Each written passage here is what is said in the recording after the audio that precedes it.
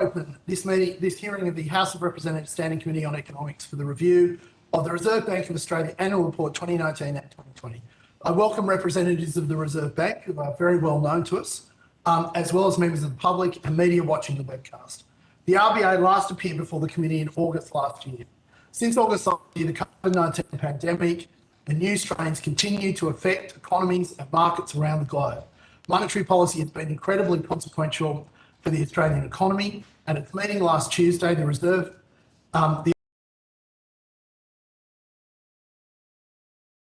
interest rate on exchange settlement balances at 0%.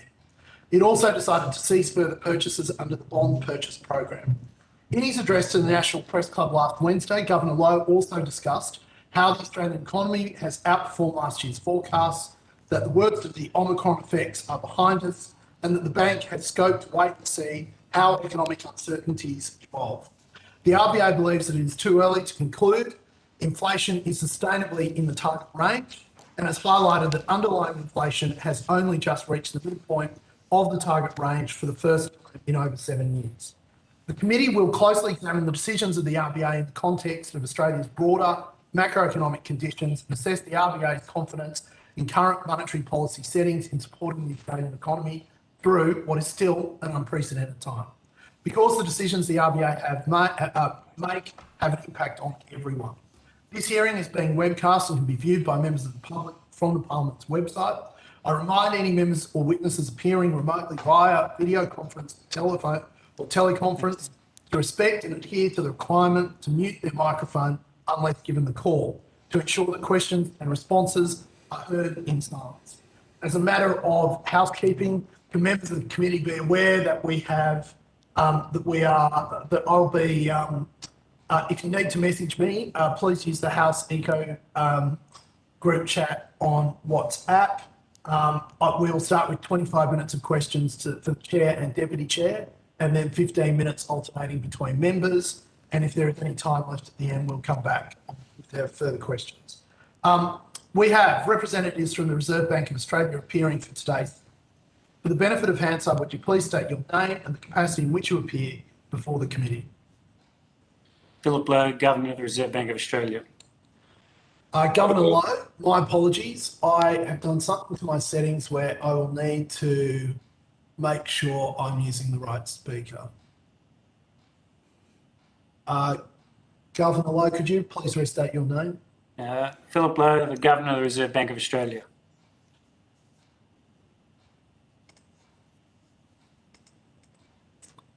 Sorry, it's a problem at my end. It's okay.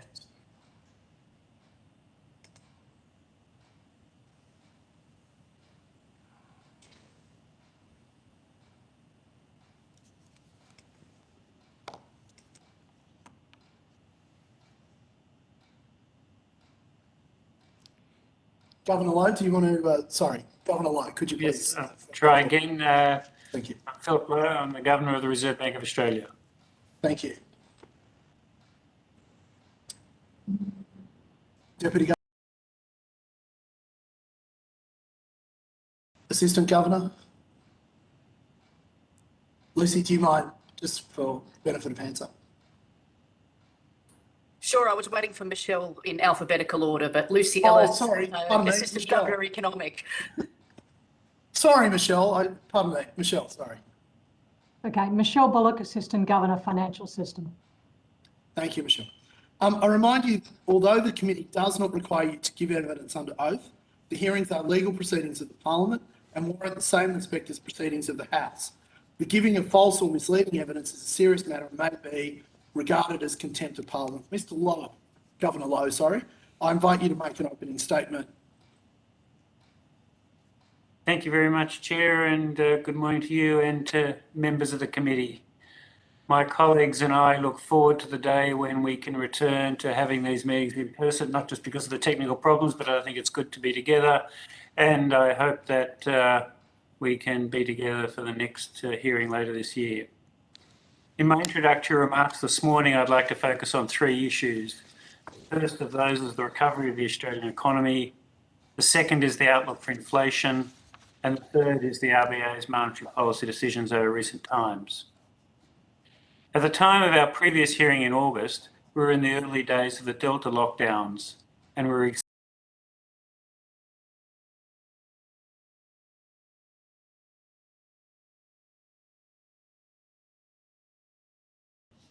but then Omicron hit, and Omicron has been a significant setback for many people and for many businesses.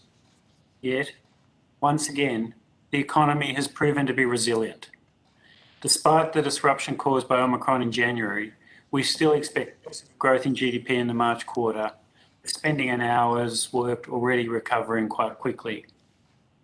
Reflecting this resilience, the outlook for the Australian economy has improved since we last met in August. We estimate that GDP increased by around 5% over 2021, and we're expecting GDP growth of around 4.25% this year and 2% next year. This outlook is being underpinned by a number of factors. These include household balance sheets that are in generally good shape, with households having accumulated more than $200 billion in additional savings over the past 2 years. That's a lot of extra money they have in their bank accounts. An upswing in business investments also underway, and there's a large pipeline of residential building to be completed over the next year or so. Macroeconomic policy settings also are supportive of growth, with governments planning significant infrastructure spending and monetary policy remaining very accommodative. This resilience of the economy is evident in the Australian labour market.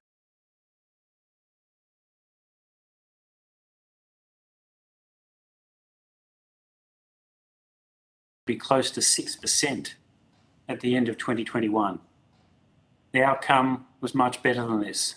The unemployment rate ended the year at 4.2%.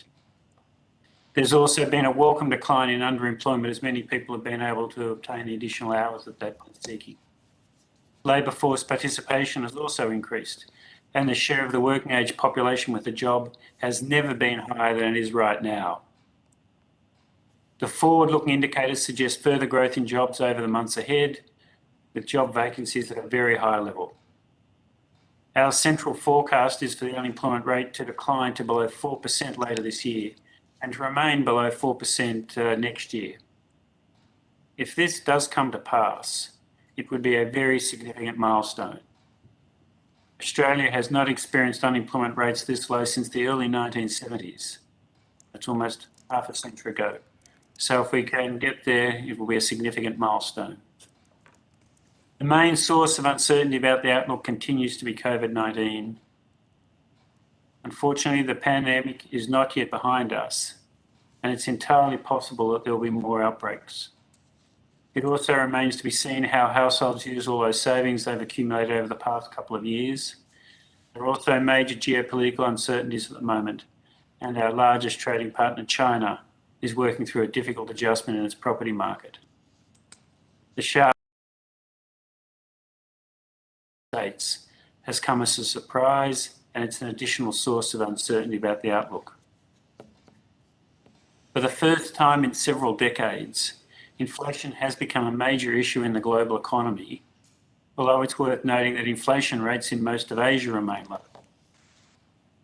In the United States, CPI inflation is running at more than 7%, and in the United Kingdom it's expected to be at a similar rate soon. In Germany, inflation is at 5.7%, New Zealand it's 5.9%. These are the highest rates in decades, and the higher inflation is turning out to be more persistent than earlier expected. This lift in inflation largely reflects the surge in global demand for goods during the pandemic, coinciding with the reduced ability of the global economic system to produce and distribute goods. Strong demand and impaired supply means higher prices. A related factor in a few countries, including the US and the UK, has been a decline in labour force participation, which has reduced the supply of labour and has contributed to the stronger wages growth.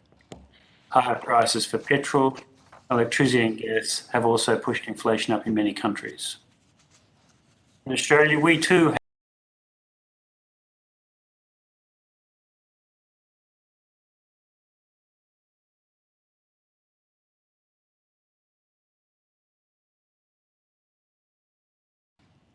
We are feeling the effects of global supply chain problems and the higher price of oil in global markets. But we have not seen the same increases in goods prices as has occurred in the United States. It's also relevant that the prices that Australian households pay for utilities are little changed and have not gone up sharply like the prices of utilities in Europe and the US. Rent inflation has also been lower in Australia than elsewhere. Looking ahead, we expect a further lift in underlying inflation, and there's also likely to be a shift in the drivers inflation. Our central forecast is that underlying inflation will increase to 3.25% in the coming quarters before easing to around 2.75% next year. This increase in the short term primarily reflects the ongoing effects of the supply side disruptions, most recently due to Omicron, at a time when demand remains strong in the economy. But as these supply side pressures are resolved, some of the current upward pressure on prices is expected to abate. An offset to this, though, is expected to be stronger growth in labour costs due to the tight labour market. Wages growth has also picked up recently, but only to the low rate prevailing before the pandemic. The vast bulk of Australians are still experiencing wage increases of no more than 2.something%.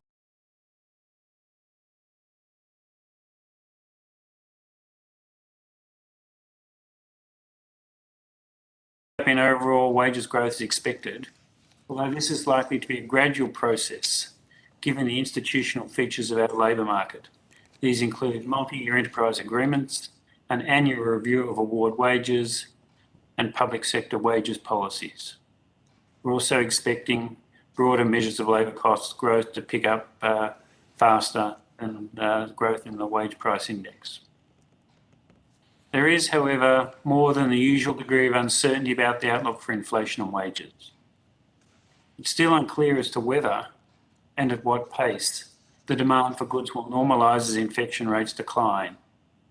The speed at which the supply side of the economy can respond to changes in demand is also uncertain, and we have no contemporary experience to assess how wage outcomes will evolve at a national unemployment rate below 4%. A broader uncertainty is the extent to which other central banks will have to increase interest rates to return inflation to lower rates.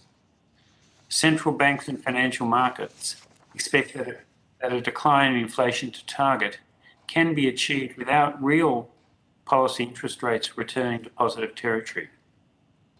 It's entirely possible, though, that countries with higher inflation rates will need a bigger adjustment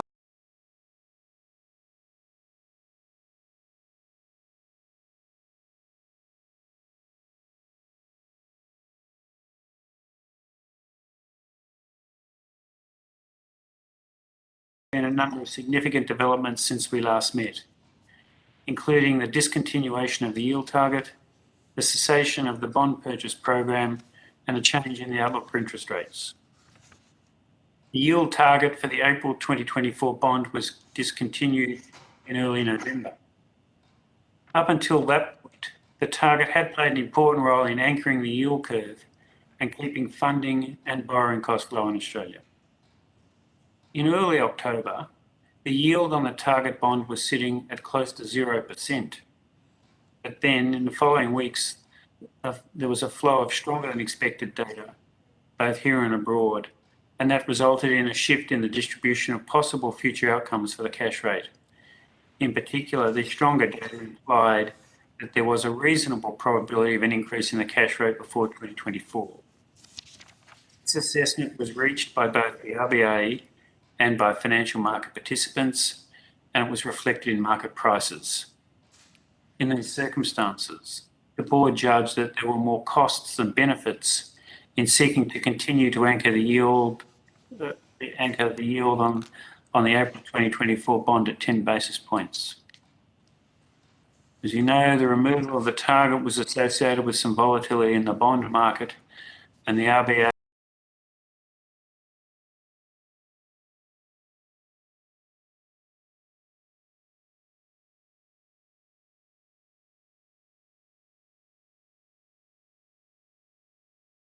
across the various programs, the RBA has purchased $350 billion of bonds issued by the Australian government and by the states and territories. These purchases have lowered funding costs, they've supported asset prices, and they've led to a lower exchange rate than otherwise. And as a result, more people in Australia have jobs, and inflation is closer to target. The stock of bond purchase will continue to support the accommodative financial conditions in Australia. The decision to end the bond purchase program followed a review of the three considerations that have guided us from the outset. Those three considerations have been the actions of other central banks, the functioning of our own bond market, and third, the actual and expected progress towards our goals. All three considerations pointed to the same conclusion, and that was to end the program. Of these three considerations, the most important was the faster than expected progress that has been made towards our goals of full employment and inflation consistent with the target. The final development since we last met has been a change in expectations about the future path of interest rates. Since the onset of the pandemic, the board has said that it will not increase the cash rate until inflation is sustainable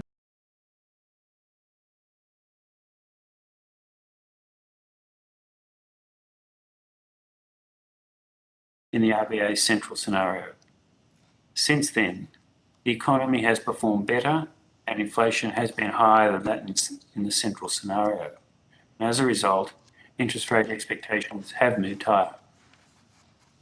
It's too early, though, to conclude that inflation is sustainably in the target range.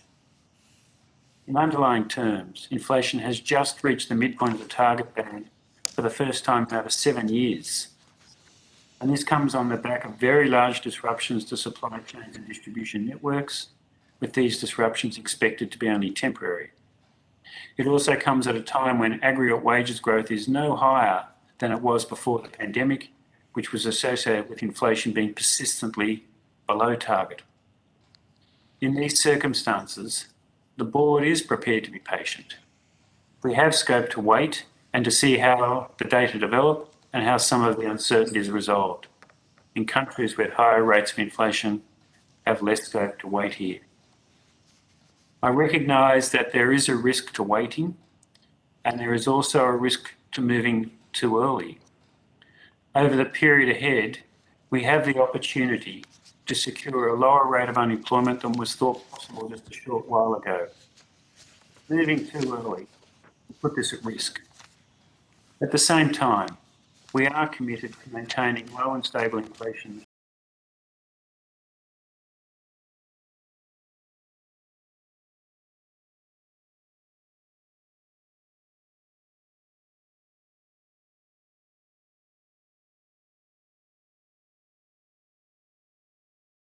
couple of years.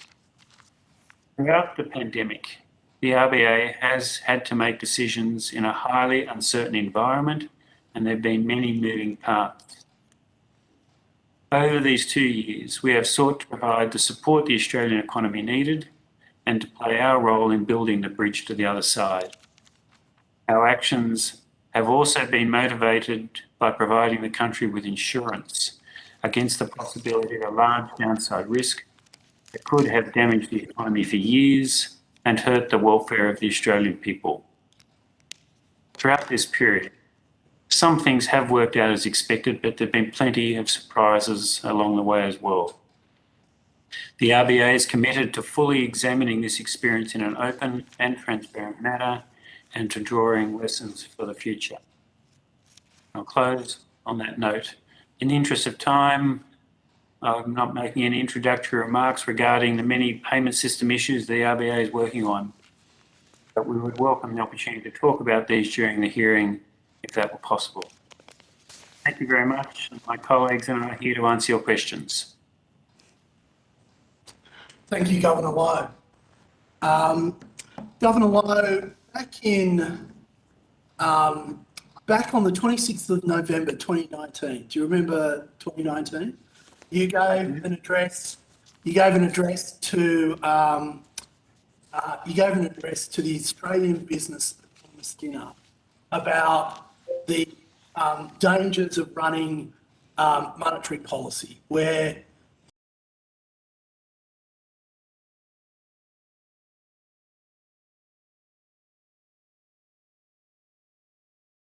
in Basel, and you reflected on a report titled Unconventional Monetary Policy Tools, a Cross-Country Analysis.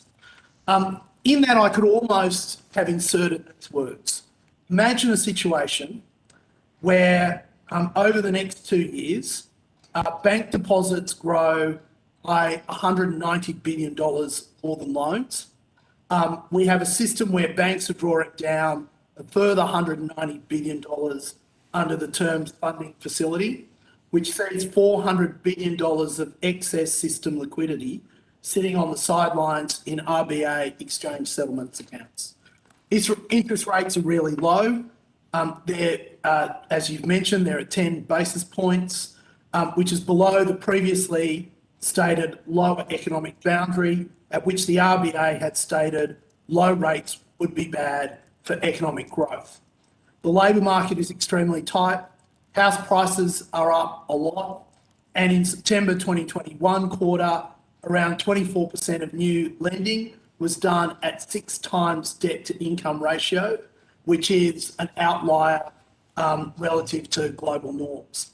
My question is, and I think this is what you concluded in your speech that night, that if policy settings are such that they overstimulate the Australian economy, you end up in a situation where you cannot unwind those policy settings without triggering a disorderly correction in asset prices and in Australia particularly.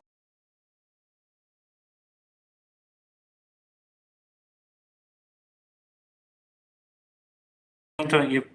I mean, that I guess talk. my question is, how are we going to get out of these settings without what you envisaged in 2019 happening? Well, I remember 2019 was a very different world to the one we've been living in.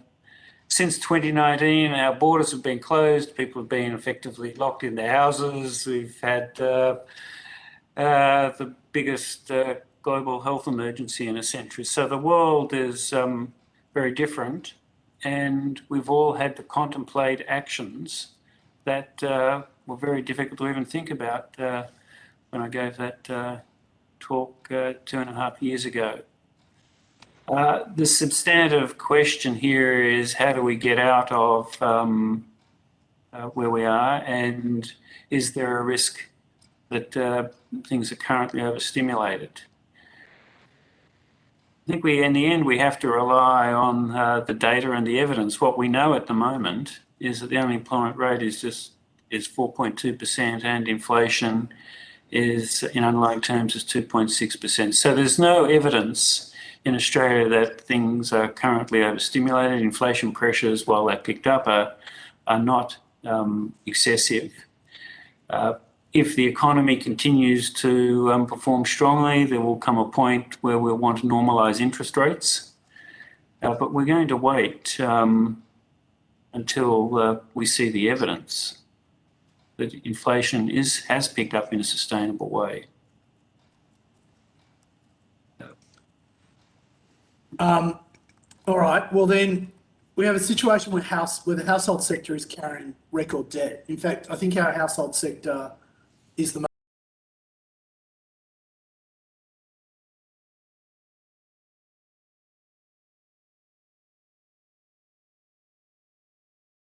What do you think in that instance is the neutral cash rate? And have you done any modelling on this or had formal internal discussions? Well, this is a very vexed issue. One would hope that over time, real interest rates would return to positive territory. So if we just get to zero real interest rate, then the cash rate would have to average at least 2.5%, because that's what we want inflation to average. One of the issues the central bank community is currently grappling with is, are interest rates going to have to return in real terms to positive territory? And it's interesting at the moment that the forward yield curves that come from market pricing imply that in most countries around the world, the policy interest rate just barely gets back to positive territory in real terms. I So- hope it. So that would imply kind of, if we're going to deliver you an average rate of inflation of 2.5%, a zero real cash rate would have to average 2.5%. I really hope that we can have higher real interest rates than zero over time as the average, because the real interest rate is is fundamentally linked to underlying economic and productivity growth. So previously you've said that somewhere between 3.5% and 4% would employ a mortgage rate of around 5 to 6%. Do you really think, given the record high levels of house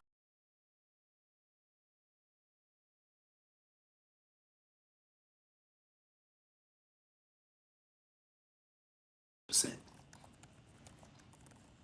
Well, I really hope that the equilibrium interest rate, let's think in those kind of analytical terms, is positive. The equilibrium real interest rate is positive. We're going to deliver you an average rate of inflation of 2.5. So, if the real rate was zero, that would be the cash rate of 2.5. And let's hope, we don't know, but let's hope productivity growth will be stronger, and the return to savers will be positive in real terms. So We don't know that. I'm hopeful, but we'll have to. We haven't made up our minds on that. We'll have to look at the evidence both here and globally. And the evidence in the past decade has been, negative or zero real interest rates. So what I'm hearing is that the bank is now incredibly worried that real interest rates will in fact be negative for the foreseeable future. I wouldn't so worried. It's certainly a possible. We've got an open mind. The deeper issue is really what rate of productivity growth our economies can generate. If we can generate positive productivity growth, then people will enjoy rising real wages, and we'll have positive real returns to savers, which I think is something that we should aspire to. So the issue, and we don't have any control over this, is underlying productivity growth and the desire by businesses to use global savings to invest in new productive capital. That's what we want to see. If we don't see that, and real interest rates remain negative, then rising pressure on government budgets rise over time, and as we've talked many times in this committee in the past, it comes back to generating productivity growth and businesses wanting to expand the capital base of the country. Okay. So given what you've just said, and what you've said over recent times, you've indicated that a rate hike may not come before 2024, and a rate hike in 2022 or this year is extremely unlikely as being a firm commitment. So could the communications around this have been handled a bit better, or has it helped achieve a desired outcome in helping speed up the recovery? Well, I'll leave others to judge whether communications could have been better. Let me just kind of describe the broad approach to it, and we can discuss the merits of that. Now, what we've sought to do is, first of all, provide people with our forecasts for economic activity and inflation in the labour market. The central bank has to do that, so we sought to do that. The second thing we've sought to do is to provide details of our reaction function, the factors that we take into account when making decisions. So we've got the forecast, our reaction function, and then the third thing we've done over the past couple of years is to draw the implications of those two things for the timing of interest rate changes. So for the past couple of years, we've seen the economy recovering fairly slowly, inflation low, and given our reaction function, that implied that we didn't expect interest rates to increase until 2024. So that's been our approach. I think we have to provide people with forecasts and details of our reaction function. Whether it was wise to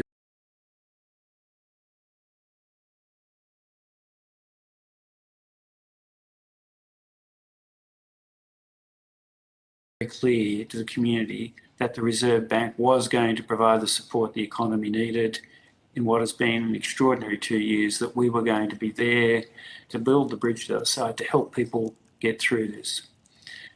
As things have turned out better than expected, our forecasts have been revised up, and given our reaction function, that's changed the timing of the likely first increase in the cash rate. One of the issues that I've been thinking about is how people interpret this forward guidance that we've been giving.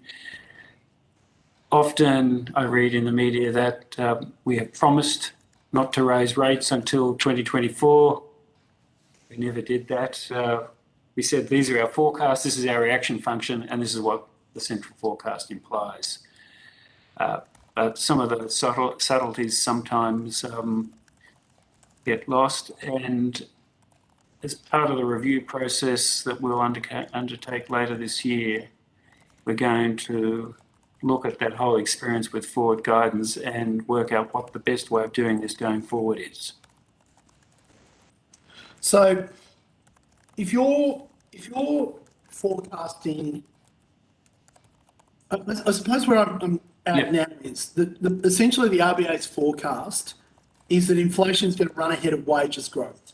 So given your past view has been that higher compulsory super contributions come at the cost of lower growth in wages, would real wages be declining if the legislative increases in compulsory superannuation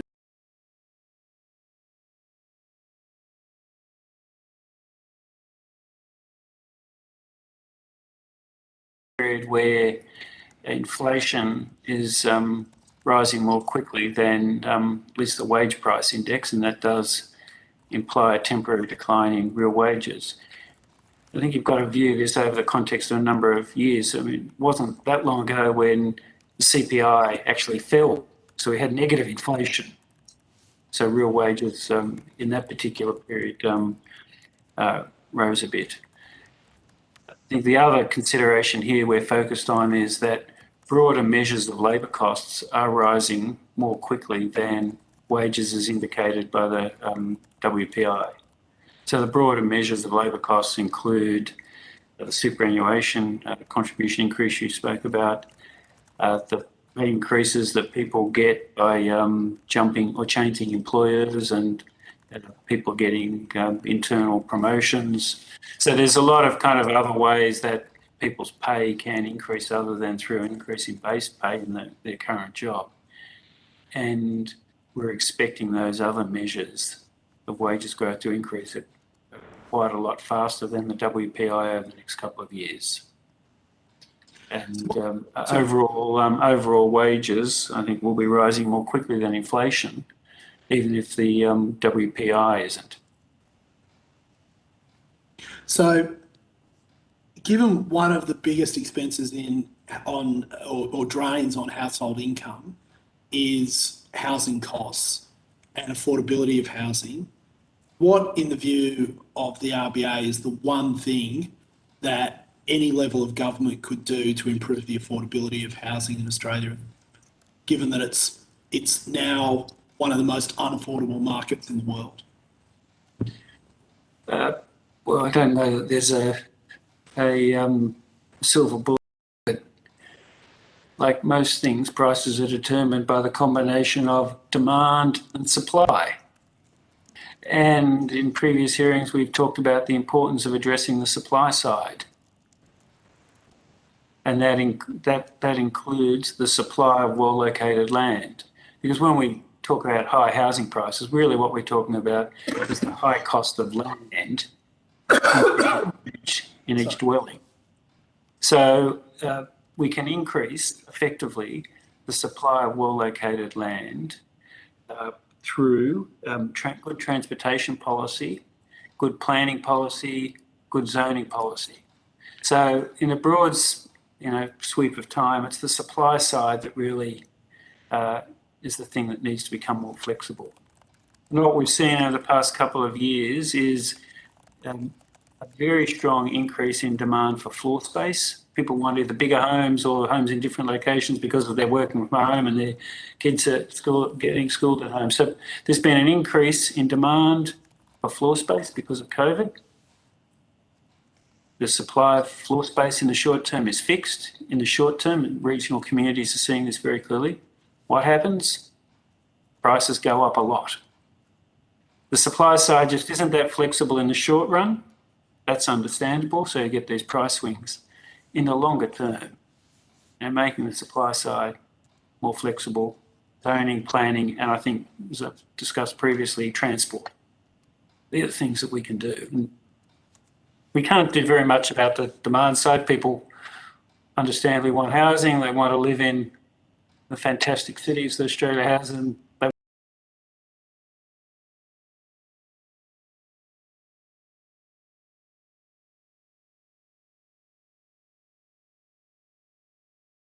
So last night, US inflation came in at 7.5%. Once again, higher than expected. We haven't had inflation rates like this since Ronald Reagan became president. So we're, my secondary question here is, are we reliving the mistakes, not that you forecast in 2019 in your speech, but rather that we lived through in the 1970s? Inflationary pressures have been rising in other countries, like the UK, especially with energy prices due to a lack of gas supply. What are the risks that similar pressures could build here? Why are we different? And how patient are you if you do see an acceleration of inflation? And how tolerant is the RBA of a period of above target inflation, given that we've had a long period of below target inflation? Perhaps I start off with why we're different. Now, US inflation, 7.5. In Australia, underlying inflation, 2.5, and headline 3.5. In the US, utility prices, this was in last night's CPI, up 25%. In much of Europe, 25%, I think in the UK, even more than that. In Australia, the price of electricity and gas in the last year has hardly moved at all for consumers. And for some consumers, the prices have actually declined. Our utility and gas markets are in a very different place to those in the North Atlantic. So that's a first order difference. Another first order difference is what's been going on with labour supply. Governor,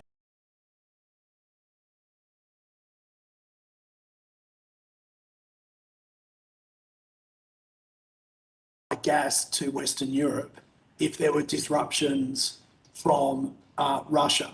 Yeah. Have you taken that into consideration? Well, that's I mean, we've thought about that. It's kind of an upside risk to gas prices, but we're not going to forecast how those geopolitical issues play out. But at the moment, what we know is that the prices that Australian households pay for utilities have hardly moved over the past year. They have not gone up 25%. Who knows what's going to happen in the future if there's a conflict in Europe? But at the moment, it's a first order difference. 2% rise versus 25. Another first order difference is what's going on in the labour market, largely because of the design of the labour support programs through the pandemic in Australia. The connection between workers and their firms has been sustained in Australia. That is not the case in the US. The design of their support during the program, during the pandemic, did not keep this connection alive. And so when the labour market recovers and demand for workers increases, firms have to go out and seek new labour again in a way they haven't had to do in Australia, and that's put upward pressure on wages in the US and in the UK. The US has also seen a big decline in labour force participation. Australia, it's risen. So the labour market is not knitting back together in the US in the way that it has in Australia. It's fundamentally different. And the institutional features of our labour market are quite different as well, with enterprise bargains going over multiple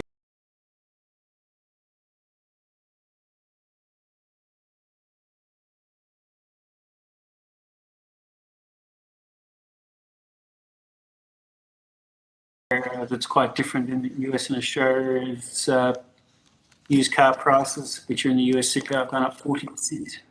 40. Another difference is that the prices of many consumer durables are rising at double-digit rates in the US. That's not the case here. In the US, there was there's been a huge surge in demand for goods.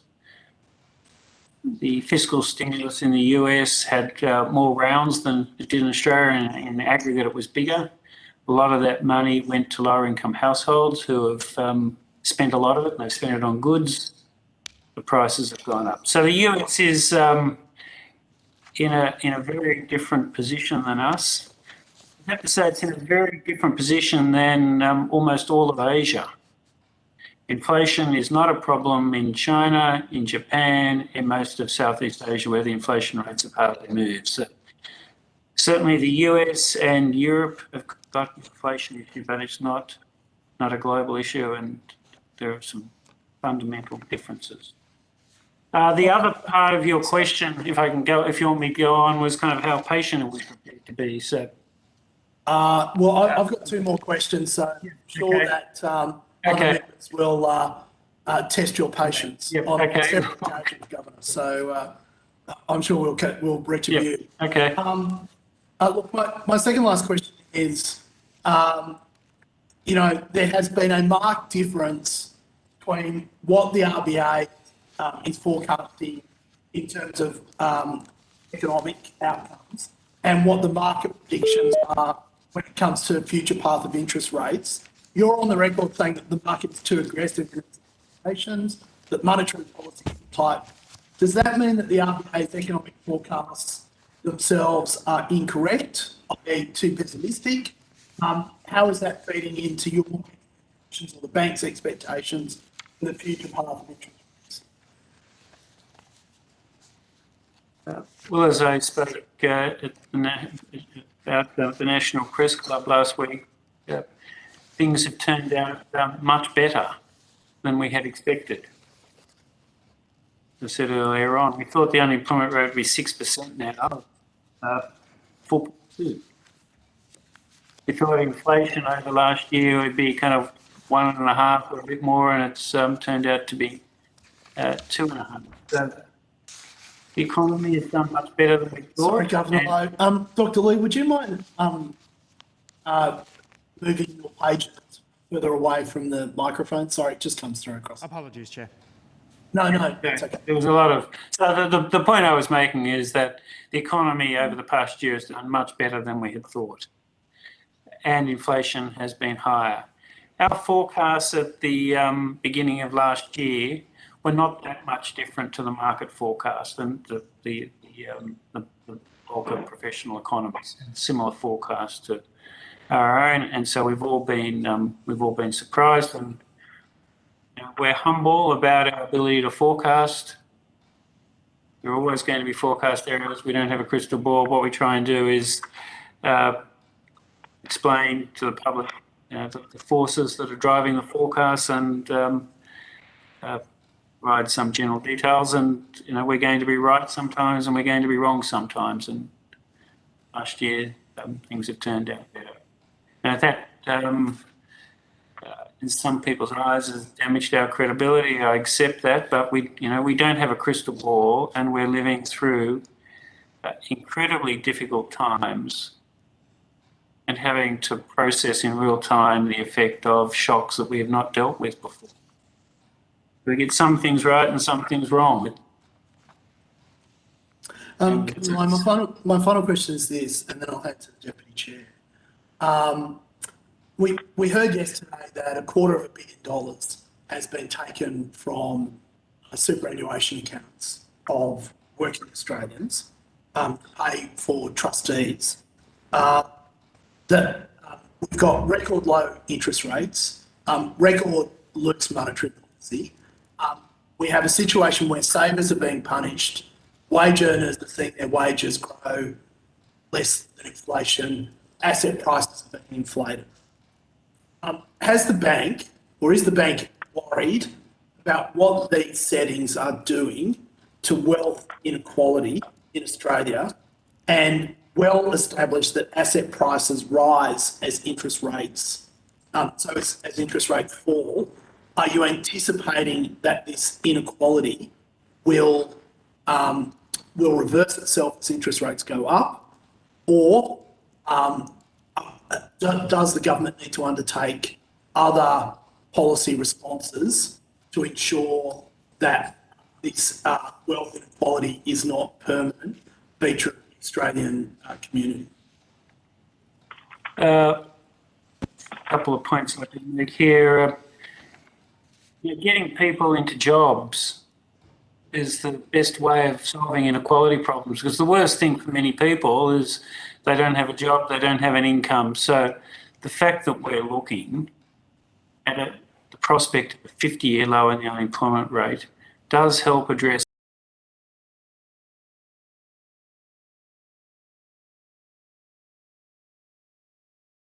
and to get paid to work. So that the fact that we're looking at the lowest unemployment rate in decades is the result of a combination of both the fiscal and monetary policy response and the underlying resilience of Australian business. So that's a first order thing we need to keep in mind. The other observation that I'd make is that over long periods of time, monetary policy doesn't really affect wealth inequality. Now, there will be periods where asset prices are rising more quickly, and other periods they'll be rising more slowly because of monetary policy things. But you look over periods of decades, which is I think the right perspective here. The level of wealth and income inequality is determined by whether people have jobs, the nature of the social security safety net, the design of the education system, and the opportunities that people are granted. They're things the Reserve Bank can't do anything about other than getting people into jobs, and that's what we've been setting about doing. And said there'll be periods where asset prices are going up more quickly, and other times the reverse of the case. But over a decade, it doesn't really make much difference. So that's my perspective really is get people into jobs, give them opportunity, and that's the best thing we can do for equality in society. Thank you, Governor. Dr. Lee. Thanks, Chair. Governor, congratulations. You've got inflation inside the target band. You've been in this position for quite some number of years with inflation outside that target band, so it's pleasing to be meeting at a time when you're meeting that part of your mandate. Your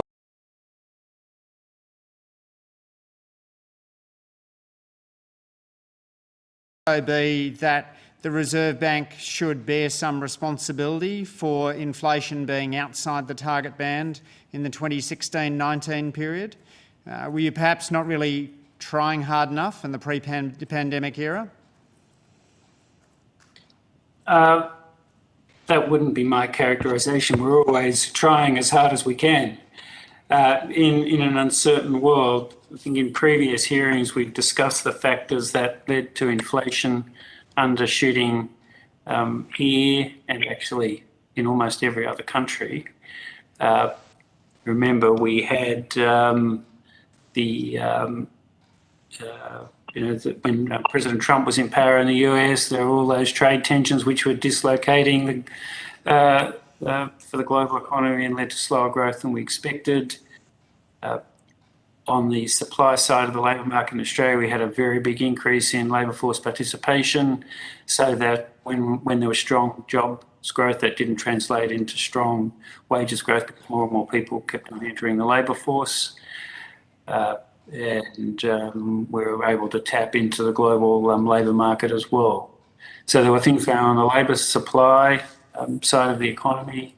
There were these global developments, and we had this period where housing prices were declining, and that led to slower consumption and less spending than we expected. So that was that period of undershooting of the inflation target.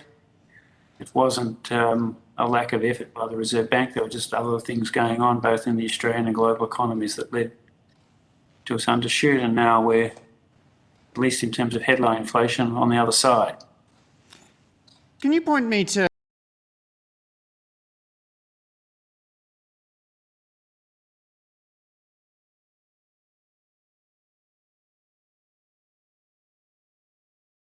these hearings, maybe it was a year ago or 2 years ago, you asked similar questions, and I remember saying, look, if we'd known that labour supply was going to be so responsive, if we'd known about the effects of declining housing prices on household spending, we would have, would have been a strong argument for a different monetary policy, earlier cuts in interest rates. So I've acknowledged that on previous hearings, and both at the Press Club and today, I say, look, our forecasts have been, we've not been correct.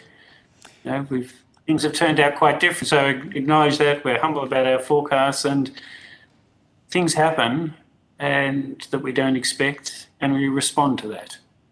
Yes, I'm thinking of ex-ante mistakes rather than ex-post mistakes. For example, 2003, 2015, the Reserve Bank kept rates high because of what was going on in the housing market. You now acknowledge in public contributions that it doesn't make a lot of sense to use rates to target high house prices. Why not be a little more explicit about those policy errors? Wouldn't that help the Reserve Bank's culture and allow you to be more of a learning institution?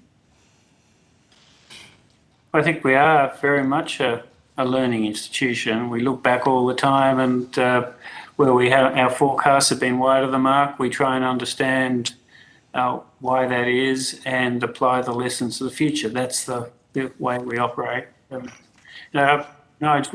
make our forecasts are off the mark quite often. We don't have a crystal ball. We try and learn the lessons from that.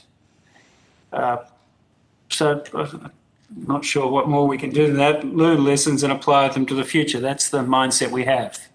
Yes, I'm not asking you don't get things right. Yeah. I'm not asking you about forecast errors. I take the point that forecasts are always wrong. It's the extent of the error. I'm thinking more of deeper analytical and policy errors. Can I take you to the difference between market economist estimates of rates for this year and the bank's the bank's estimates? It's quite a big difference, isn't it? With the market expecting at least 4 rate rises this year, and the bank suggesting that rates won't rise. Is that largely to do with differences around what will happen to wages? Can you tease that out a little for me? We'll just go back one step. We haven't been saying that rates won't rise this year.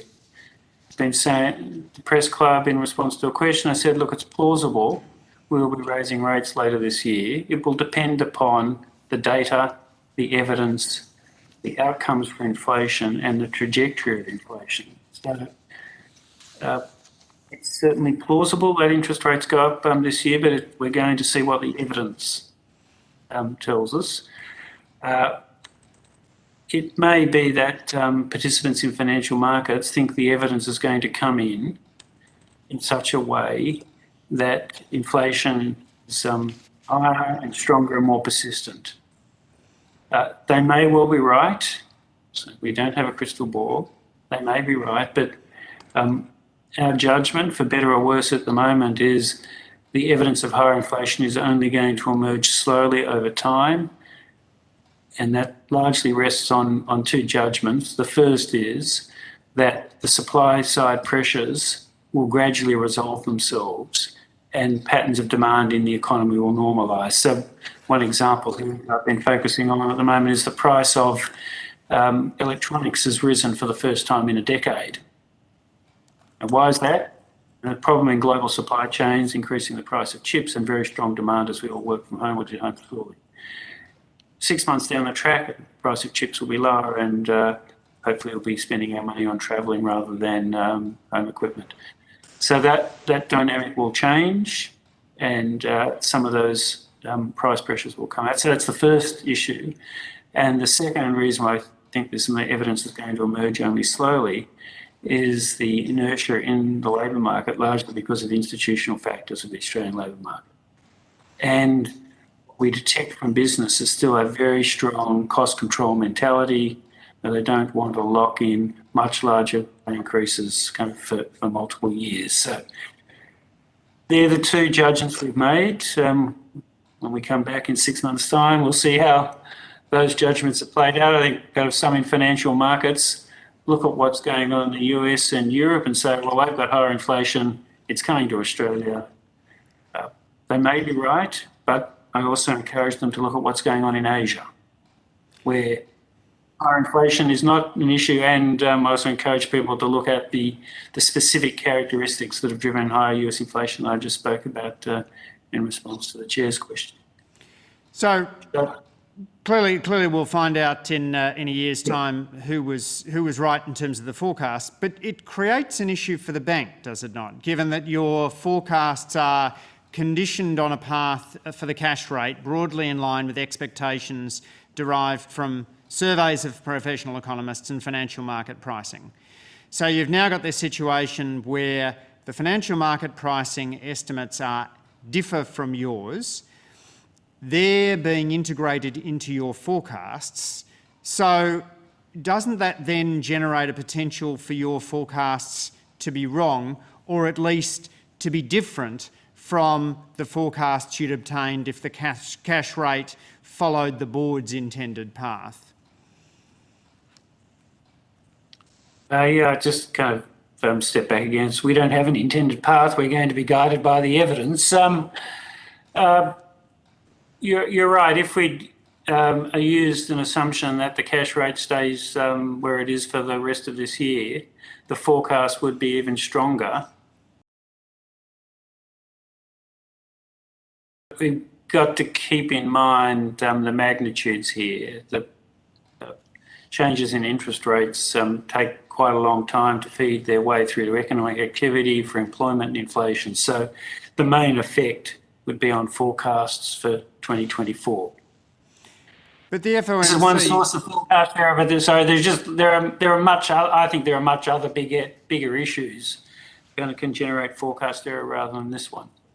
But the Federal Open Markets Committee does it differently, don't they? They also publish projections for economic variables based on board members' assessments of the appropriate path of monetary policy. Have you considered also publishing assessments of that kind?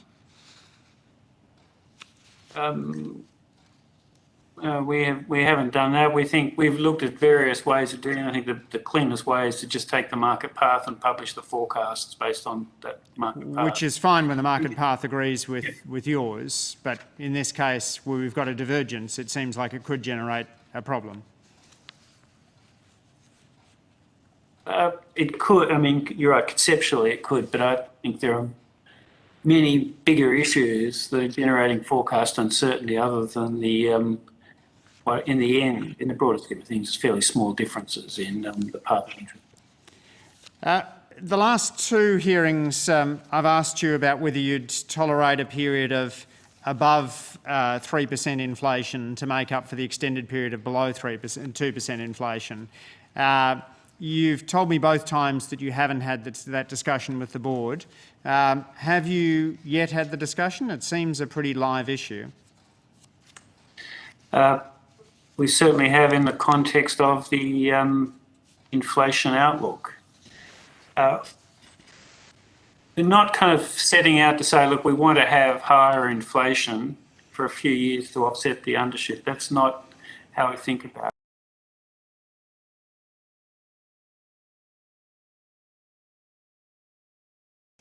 Does run the risk that inflation will be above 3% for a period of time, and that risk is acceptable. In fact, I think running that risk is the appropriate thing to do.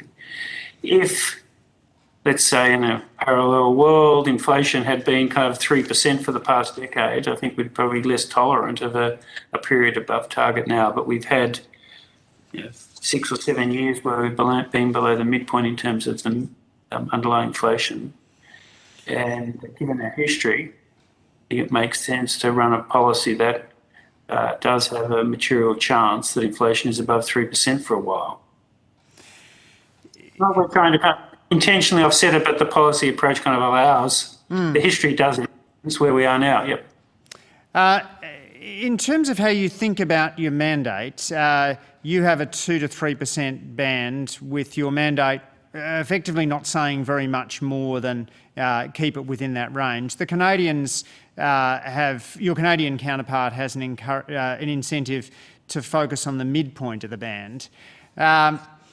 I was thinking about this when I was chatting to my friend Richard Marles, who's a golfer, and he says the very best golfers have a philosophy of aim small, miss small. Richard says they don't just aim at the hole, they aim at the very dead centre of the hole. Do you think you might do better if you had a mandate to aim for 2.5?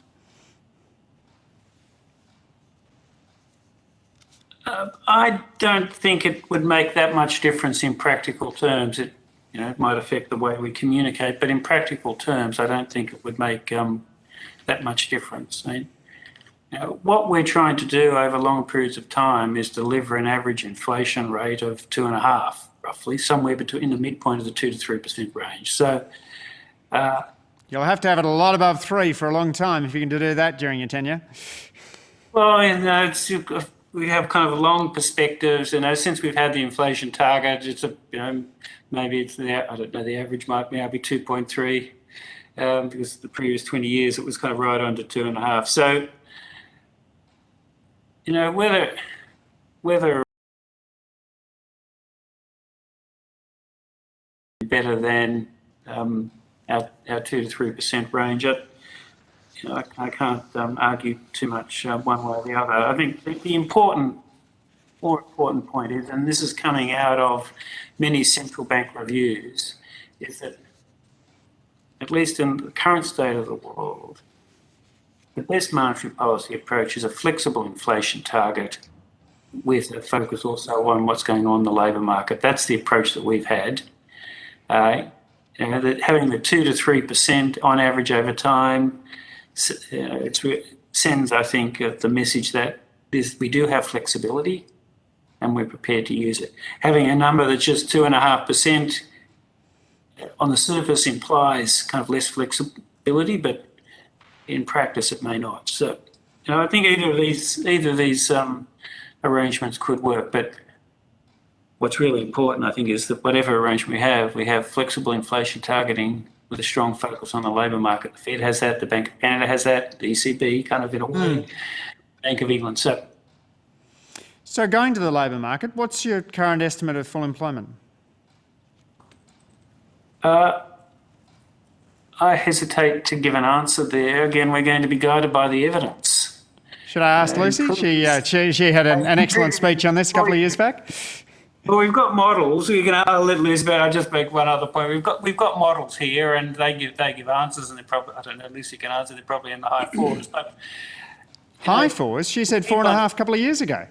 Oh yeah. Anyhow, it's not something that at least I and the board make a judgment over. We're going to be guided by the evidence, and the evidence will come from how fast wages growth is at any given unemployment rate. And we keep being surprised that we can get the unemployment rate down further without wages growth becoming an issue. And it may well be that the number starts with a 3, and I hope it is. But Lucy, you can give the updated estimates from the models.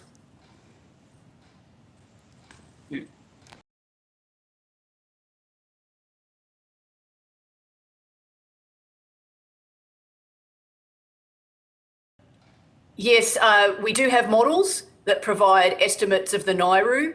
Are they what we think is actually happening is another question.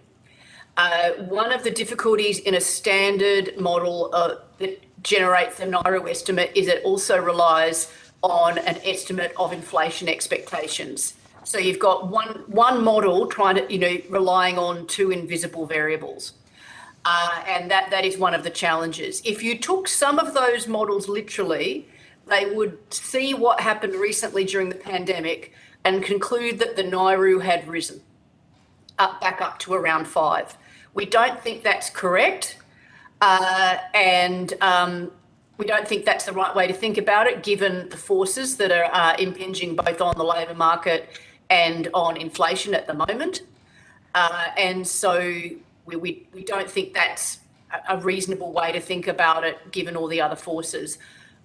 Given the experience we had prior to the pandemic, given what we're seeing at the moment in terms of wages growth and given what the experience pre-pandemic of many other countries that managed to get their unemployment rates to multi-decade lows before seeing a pickup in wages growth, you could reasonably think that something in the low threes or high fours is a reasonable estimate, but it is not something that you'd get from a standard model. Low threes to high fours is a massive range. Can you be a little more precise than that? Did I say it the wrong way around? Low fours to high threes. Right. Sorry, apologies. Low fours to high threes seems reasonable, but we don't really know for sure.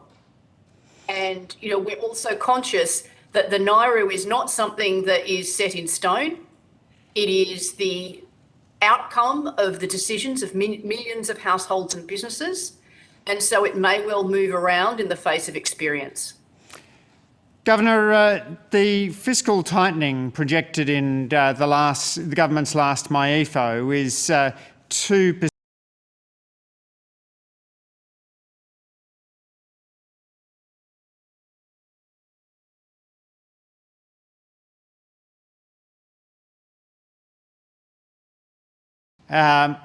Presumably, that has a pretty big impact on your decisions. In particular, it would be leading you to keep interest rates lower than they'd otherwise be, wouldn't it? Deputy Chair, I just want to say that you're in the last 4 minutes of your question. Okay.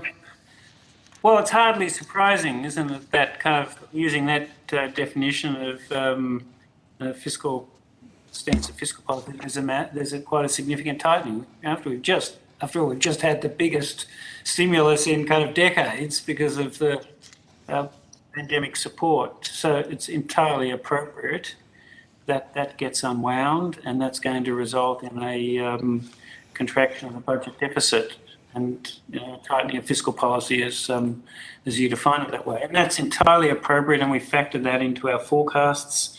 We will also factor into our forecast that public demand is likely to remain quite strong, including through high levels of investment in infrastructure, both by the federal government, the state and territories. So, of course, we take that into account, but I think what the stance of fiscal policy there is entirely appropriate that it's tightened up.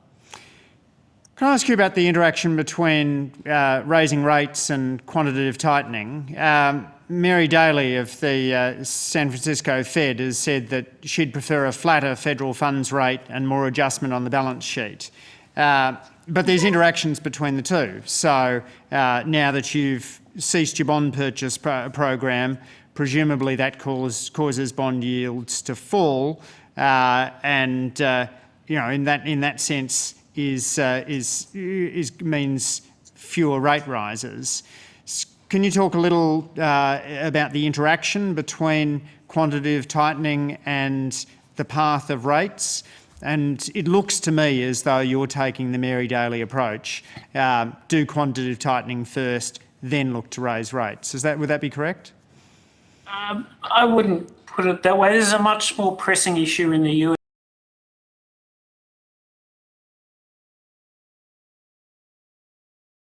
Every month, and they've got large maturities coming up. So the rate at which they let their balance sheet run off is a first order and a pressing issue. In Australia, we have large gaps between the maturities, and the next maturing government bond, I think, is in July, and we only hold, I think, is it $4 or $5 billion of that, and the next one is maybe November, we hold a similar amount. So for us, it's not a pressing issue because the roll-off of our balance sheet is very slow this year. So this will be something we'll have to focus on really kind of next year when there are large maturities. Guy, do you have kind of, if this than I have? So can I take you finally to your decision sorry, sorry, Andrew, I was just going to note that, I mean, you're right that as the balance sheet rolls, our balance sheet decline is going to be small. I mean, to some extent, if it's predictable, then this is if and when it occurs. If it's predictable, then you telescope the effect forward. But we would estimate it would be roughly similar to the same, fairly symmetric with the impact on the way in. The other point I'd note is in the US, long bond yields matter a lot more for lending rates and the like than they do here. So to the extent we see higher bond yields here, it does have very much an impact, but probably less so than in the US. So there are some different considerations, I suppose. Chair, should I ask a final question, or hope to come back later? Your time is actually up, Dr. Lee, and I've just done the numbers. You and I are going to have an hour at the end to ask questions. All right, let me wrap there. Thank you. Thank you. Dr. Laming, you had a question for 5 minutes. Thanks, Chair. Just coming off mute.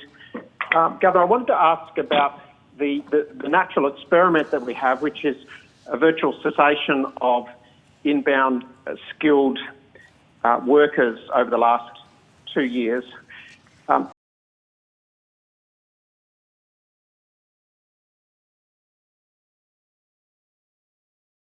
Would you be able to, part two, identify whether restarting skilled visa arrivals at a particular rate, say the one we previously had of around 10,000 per month, is advisable? Have we learnt anything about how much overseas labour impacts things like inflation and other levels of economic activity? Thank you. I think we've learned a couple of things. Well, the first is the most obvious one, that population growth has slowed a lot. The Australian population used to grow at 1.75% a year, and the closure of the borders, that's I think fallen to a quarter of 1%. So the slower population growth obviously feeds directly through into growth in demand in the economy. So we get lower growth because of the closure of the borders. More directly, it's clear that the fact that we haven't had the backpackers here and the students has had a first order effect in some parts of the labour market. I think there are roughly maybe more than 200,000 fewer people with temporary working right visas in Australia at the moment. And you don't need to talk to many people to hear stories about the tightness of labour in hospitality, in parts of the agricultural sector, in parts of professional services, some parts of aged care. So it's had a very significant effect in some parts of the labour market, and that's I think has put some upward pressure on labour costs. And some firms just say they can't get the workers, so they're not able to open at the moment, particularly in hospitality. So it's had a significant effect. The borders are now opening, and we know from the number of people who are entering Australia each day that there's now Australia, and I expect that to pick up in time. That will relieve some of these pressures in parts of the labour market. One area I think that's well, there are a number of areas that are particularly important, but one that's I hear from a lot of businesses is that their investment plans are partly dependent upon being able to get specialists from overseas to come and implement, to put in place new equipment. So we haven't been able to get people to come in, and that has affected some forms of business investment. So I'm expecting, as the border continues to open, people will be able to move more freely, that some of the pressures in parts of the labour market will lessen, and firms will be able to do more investment. We've always talked about, Governor, we've always talked about population participation and productivity, but we've never had this opportunity to split out international skilled workers in a way that we have over the last 2 years. Right? My point is that it's not just that population growth is down. Population growth is a complex figure derived from natural reproduction and domestic population growth, but also arrivals, which in this country have always been a significant component of that population number. But those that do arrive are, in our arrival system, dominated by those who come under categories of skilled visas. So the question is, if that stops, and we've seen it, and we've got this data that population growth falling to such a small number hasn't significantly damaged economic performance. Of course, there are people who can't find staff, but the outcome has been individuals, Australians, domestic workers who otherwise would be lower paid or out of a job, have found themselves in a job or paid way more to get out of bed and show up to, say, a regional agricultural facility where there might be a first year with very little skills in agronomy, but they have a job with a pay they couldn't have dreamt of had the borders not been closed. So these are all swings and roundabouts, but what we've learnt from the last 2 years, I sense, is that a big cessation in skilled visa workers mostly confers opportunities onto slightly lower skilled domestic workers, leads to very low unemployment. And it challenges this concept that of those three key inputs, it's not so much the gross population growth number, it's actually what it comprises. And I know you're probably not going to disagree with that. But my point is, what can we learn from the last 2 years that may make us more cautious in the way government responds to reopening the avenues for skilled visas? Because obviously the faster you do it, you're going to be undoing whatever the effects were you saw inversely over the last 2 years. Yeah, well, it's clear that when you have a sudden change in the flow of labour, which is what we've had, that has first-order effects in particular labour markets, and you've talked about them, and we hear and see that as well. It has also affected the ability of firms to do investment because they can't get the skills they need. So you might think it's good that there's more demand for domestic Australian workers because there are fewer backpackers and foreign students, is that you might think that's good. But on the other hand, it has made it harder for firms to expand their capacity, and that's bad for wealth generation in the end. So they're the two short-run perspectives. I think you've got to be very careful in drawing longer-term lessons from those, because what we've had is a short, sharp cessation. Effects. That does not imply that slower rates of immigration are good. And I think all the evidence is that over long periods of time, that having foreign workers come into Australia adds to both supply and demand and really doesn't affect the aggregate level of wages in Australia. Thank you, Dr. In Lowe. the short run, it can have big effects, and that's what we're seeing. Thank you. Sorry. Thank you, Dr. Laming. Thank you, Dr. Lowe. I'm now suspending proceedings until 11 o'clock when we will resume. Thank you. Yeah, thank you. Thank you.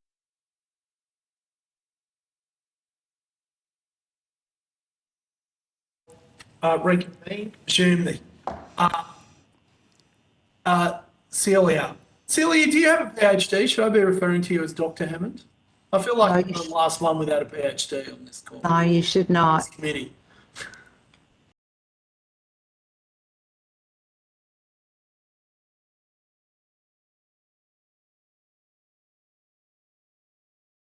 Governor, I was actually going to go down the line of international borders, and I know that Mr. Laming asked questions on this beforehand. I guess I want to take a slightly different approach. At previous hearings with us, one of the things that you did talk about, and I tried to wedge you on the WA border. I don't think you succumbed to me.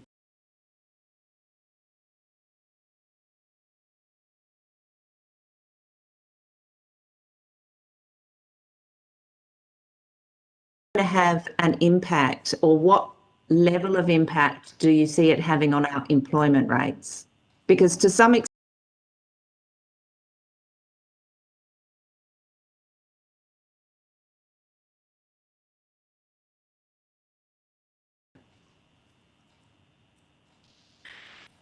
I think it has had an effect, but it's very much at the margin. Notice that in Europe as well, unemployment's low, and that's not because they've kind of closed the borders. And in many countries around the world at the moment, unemployment is low. I think fundamentally it reflects the fact that governments and central banks have delivered very significant monetary and fiscal stimulus, and that stimulus has worked. It's created demand, and people are spending, and firms are creating jobs. So that's I think the underlying driver of the low unemployment rate. No doubt in some parts of the labour market, the closure of the borders has led things to tighten up when people are getting jobs that they otherwise wouldn't have had. But I'm just really kind of hesitant for people to draw the conclusion that immigration stopping unemployment, because the evidence, I think, over long periods of time is it doesn't. And no, that's not where I was. So yeah, I just want to make sure that that point's recorded, even if in the short run it's kind of helpful from that perspective, but it's been damaging because firms.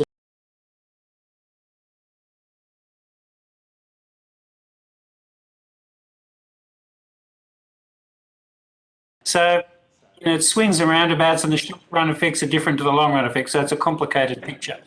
Yeah, and I guess where I was going to more was, is it going to impact on the forecasts for the employment rate continuing to stay at the low rate and in fact going down? But you've obviously already factored that in. We have, and sorry, I'll just follow that up. We have factored in the opening up of the borders, an increase in the population growth rate, and we still think with that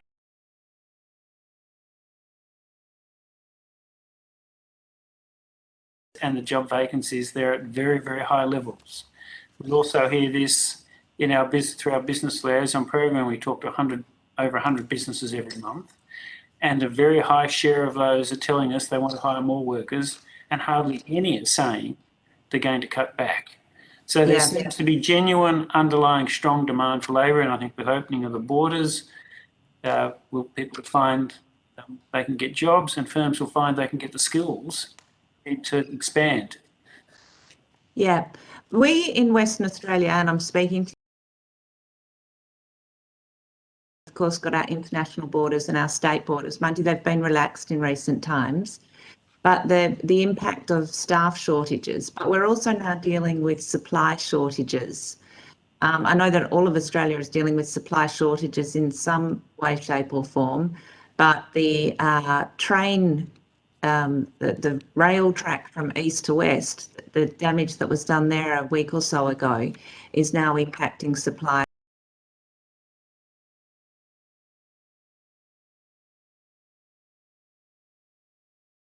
You want rice, good luck finding rice or pasta. Somebody's got a great shelf somewhere of rice and pasta. But the businesses that you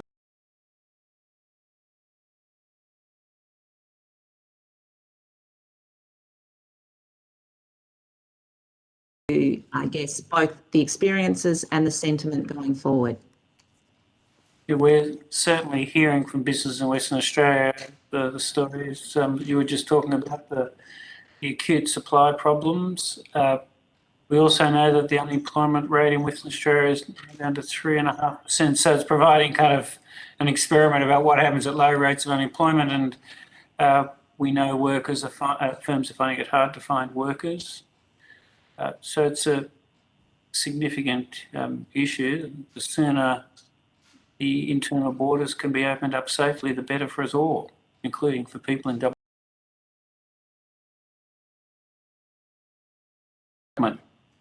Yeah, I'm actually not trying to get you to go political on this one. I am actually trying to get to, across Australia, are there varying pictures, or is the economic picture? So you set policy at a macro level.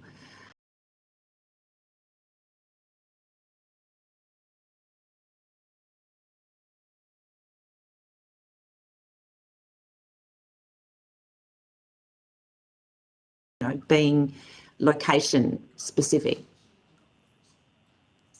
Yep, you're right. The tools that we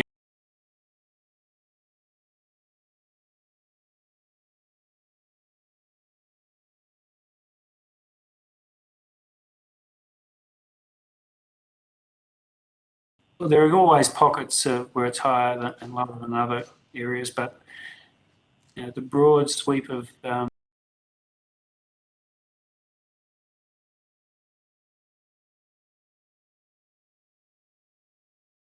success we've had on the health front and the very significant fiscal and monetary stimulus. Back in early 2020, we set out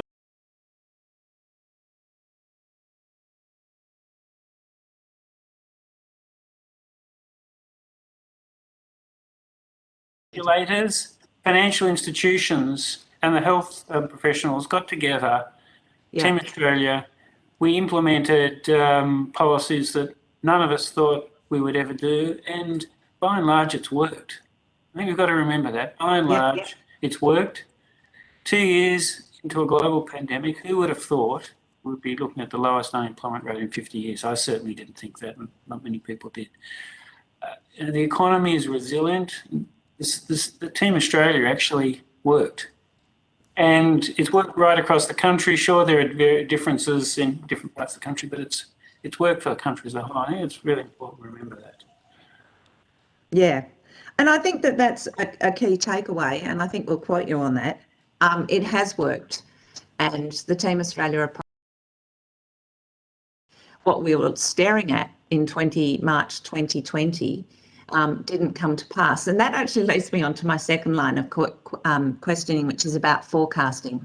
Really, anybody who gets into forecasting, it's a mug's game, isn't it? If you do better than what you forecast, or if the country does better than what you forecast, you're criticised. If the country did worse than what you forecast, you would also be criticised. Has the RBA ever actually got is it possible to get a forecast that is dead on spot? You know, it's not a crystal ball. Have you ever made a forecast that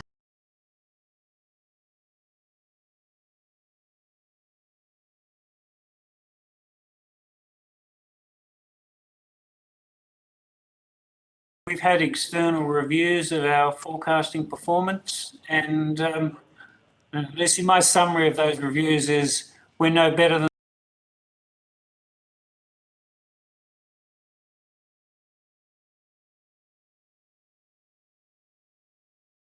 has to be in, and it's a business where you learn from your mistakes. And we've made plenty, and you know, so it's hard and we have to do it. But coming back to the previous point, you know, what's really important is the response that was implemented, and it's worked. Yes. And yes. I think that's really important. What we, the government, the regulators and the banks and the health people have done has actually worked. And from both a health perspective and an economic perspective, Australia is in a better place than almost any other country around the world. Yeah. Inflation is still modest in the overall scheme of things. Unemployment's low. The economy is expected to grow strongly this year. People are getting jobs and their incomes are rising more quickly. So, you know, we haven't got everything right. We know that, but you know, I think it's not too bad. Yeah. And to those people then, Governor Lowe, who say, well, if you got it a bit more right, and not necessarily you as in the RBA, but even to government, to those who would say,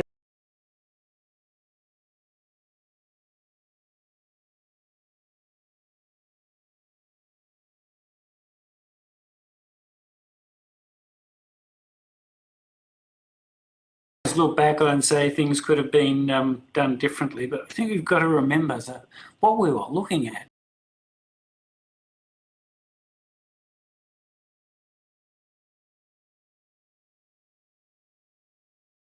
that the hospitals would have to shut down, that they couldn't cope, the unemployment rate could spike up to 20%, and that there would be deep and prolonged scarring both of our economy and our society that would take years to overcome.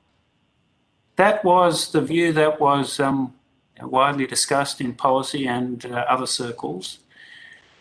We were looking into the abyss. So in that environment, I think it was entirely appropriate to throw everything that we could and would also, from my perspective, take out some insurance against those really bad outcomes. You know, it may well be in the fullness of time that we decide there was too much fiscal or monetary stimulus. We don't know that, but you know, in making those judgments, I think it's really important we go back and look at the circumstances in which those decisions were made. From my perspective, it was much better to try a bit more than to try a bit less. Yes. Because the abyss is a pretty nasty place. And we took out some insurance. And we may not have needed that, but at the time, I think it was the right thing to do. Great.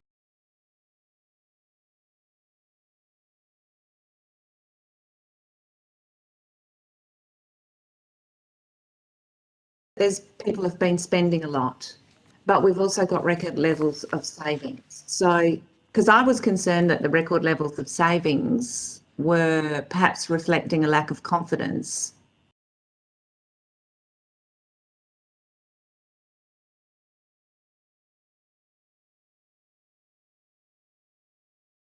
These fits together. I think it's a good question. The savings over the past couple of years are largely because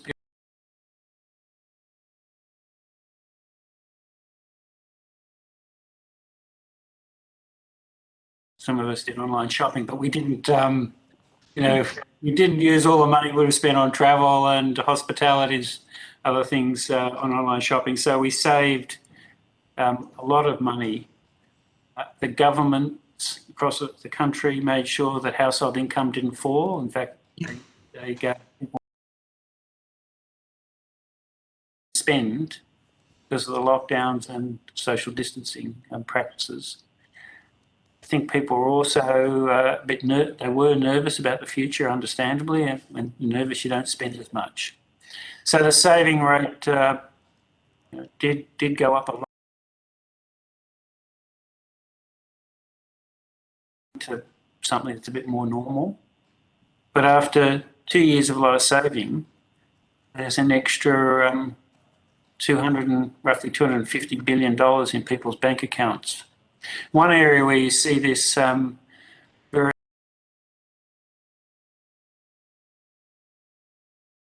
a year ago, no, so 3 years ago, the median borrower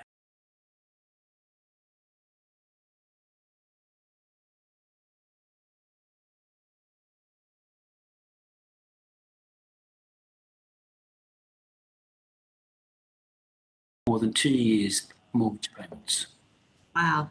So there's households have by and large been pretty sensible. And they've spent some of the money, but they've also saved a lot, and they're increasing their mortgage buffers.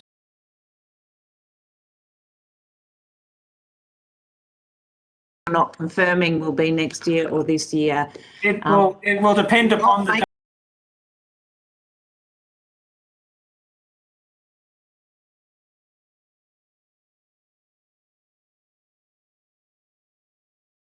Dr. Hammond. Dr. Molina. Dr. Thanks, Molina, Chair. I think we can probably take 25 minutes.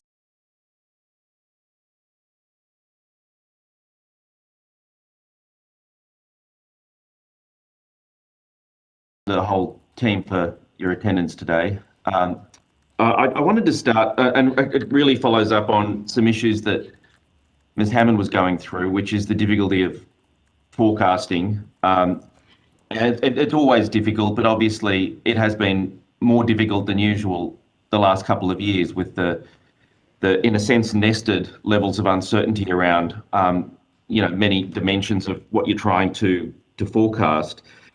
One of the, I think this is something that you've talked about in the past, when you're looking at trying to forecast overall economic activity into the future, one of the central issues has been what's going to happen on the health front. And, you make central forecasts, but in a sense, you think about scenarios, either upper scenarios or lower scenarios based upon what might happen on many fronts, but the health front in particular. Year or 18 months, my sense is that when you were thinking about scenarios, you were probably thinking about in a world where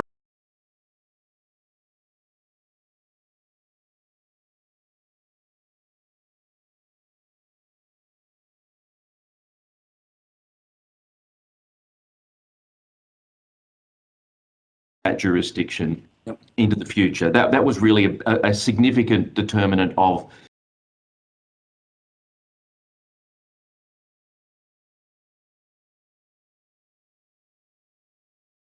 major impact.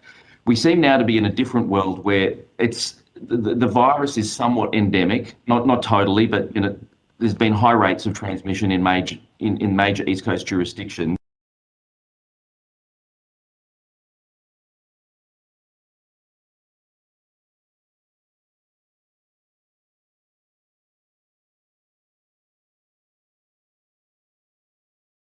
Or, for example, if there's an outbreak of the flu in the middle of the year when winter arrives and perhaps Omicron breaks out again or there's another variant, we might even see not so much a lockdown in the form that we saw last year, but there might. So I'm interested in your thoughts about how are you thinking about the scenarios perhaps around your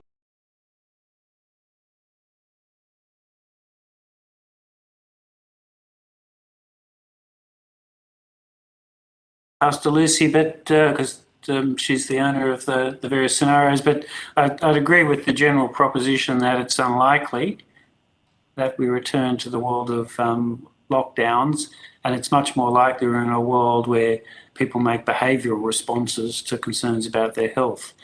And we saw that in January when there weren't, in most of the country there weren't lockdowns, but many people stayed at home, they didn't travel, they didn't go out to restaurants because they were concerned about their health. But Lucy. Yeah, sure, thanks. And Dr. Molino, you've summarised the evolution of our thinking about the epidemiology very well. You must remember that lockdowns were not in any country's pandemic preparedness plans. Lockdowns we saw in 2020 are not what we would envisage the response would be from here. But what you would expect is some tightening in certain restrictions and the behavioural response that the governor referred to. And that's really the form that we've taken for our downside scenario in the current set of forecasts, is something that's not a 2020 style lockdown or even a 2021 style lockdown. And one of the things we've actually learned is the 2020 lockdowns were right around the world were much more damaging to spending than the Northern Hemisphere winter 2020-2021 lockdowns or the ones through this year. People have gotten better at coping with lockdown at some level.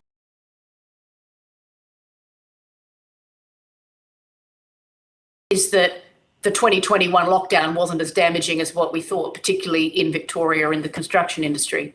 So we certainly are imagining that any downside with further outbreaks, whether it's more Omicron or a new Greek letter, have a different shape. And so we expect it would be more supply disruptive relative to demand disruptive.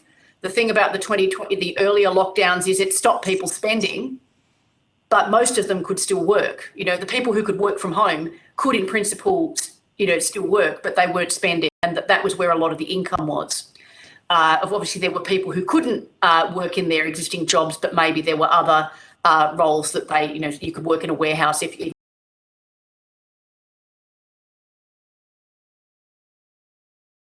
the decline in spending was bigger than the decline in labour supply. I think what we will see over a short period in January is that labour supply for that brief period was much lower relative to the decline in spending. And that's why you started seeing a lot of reports of supply difficulties. So that's the relativity that we anticipate for future downside scenarios. No, that's useful. And so in a sense, obviously there was a lot of reporting in January of the supply side impacts of labour disruptions as a result of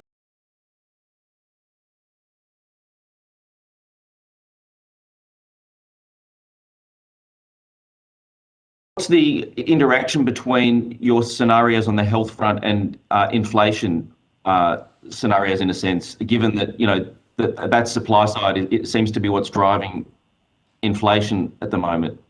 Well, we had some element of that in the downside scenario. What we did this time is we said, if you have more supply disruption, it's not just a pure demand shock. And so we reduced the inflation dampening effect of the downside from what we would have had in prior downside scenarios, because we know that the balance of supply disruption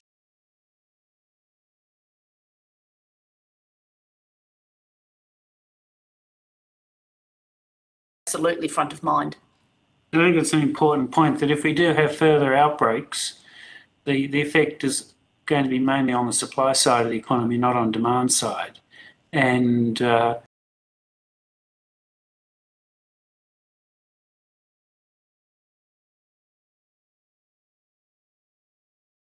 Oh, sorry. yeah, so it does have a material effect on the inflation profile if we do get more outbreaks. Yeah. I mean, and I could ask a similar question around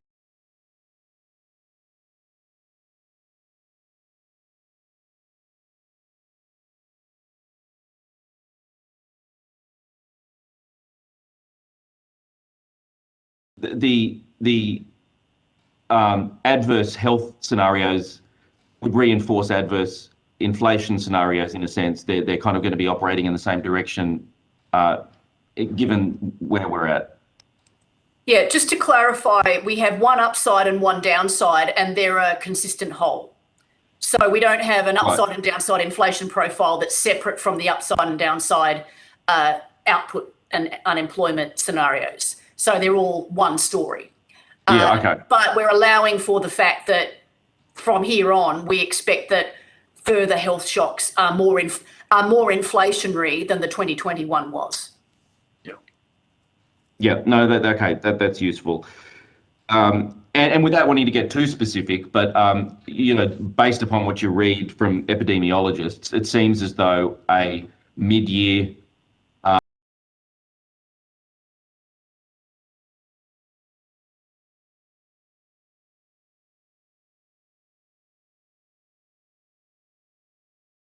kind of scenario what you're looking at, or do you not get into that level of specificity? Well, we did actually think about it in those terms, and we read the epidemiology discussion and talk to some of the health authorities as well. So if I go back to our November forecasts, the way we frame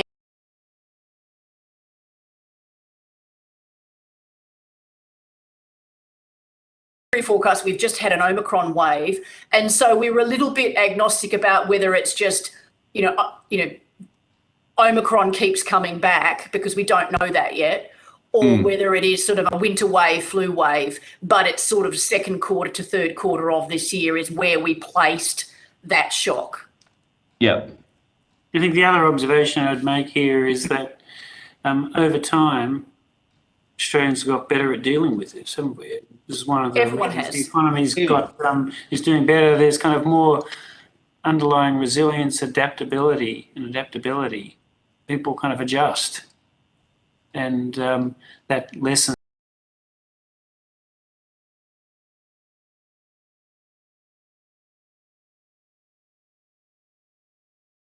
of the recent outbreaks have not been as large as people had earlier thought, because the society adjusts. We're remarkably adaptable. Well, and in a sense, economists probably think in those terms for just about any shock, that the medium term adaptability is going to be that's right. greater than the short term. Yeah, that's right. But you're right, it's probably on some dimensions it's been more adaptable than many would have thought.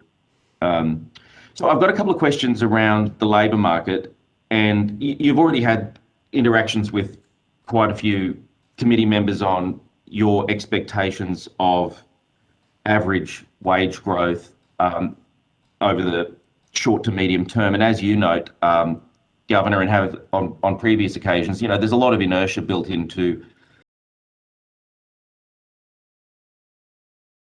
but one aspect of the labour market that I was interested in that you noted in the statement of monetary policy was the fact that bonuses and non-base changes are adjusting faster than the overall average. Now, it's not surprising. That's something that employers can change without necessarily building it in. But I guess I'm just interested in your observations on how much is that likely to have distributional impacts? Do you think if that kind of response from employers persists? Yeah, I'm just trying to think. Because there are some workplaces where, employers can react in that way, or they can react in that way in some workplaces for some workers, but not others. Have distributional impacts.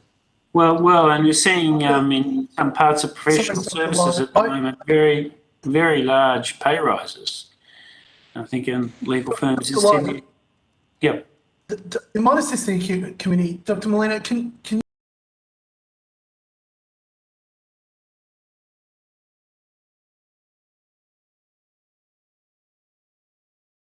response in labour markets in relation to bonuses and non-base aspects of remuneration than increases in wages per se, and that's not surprising.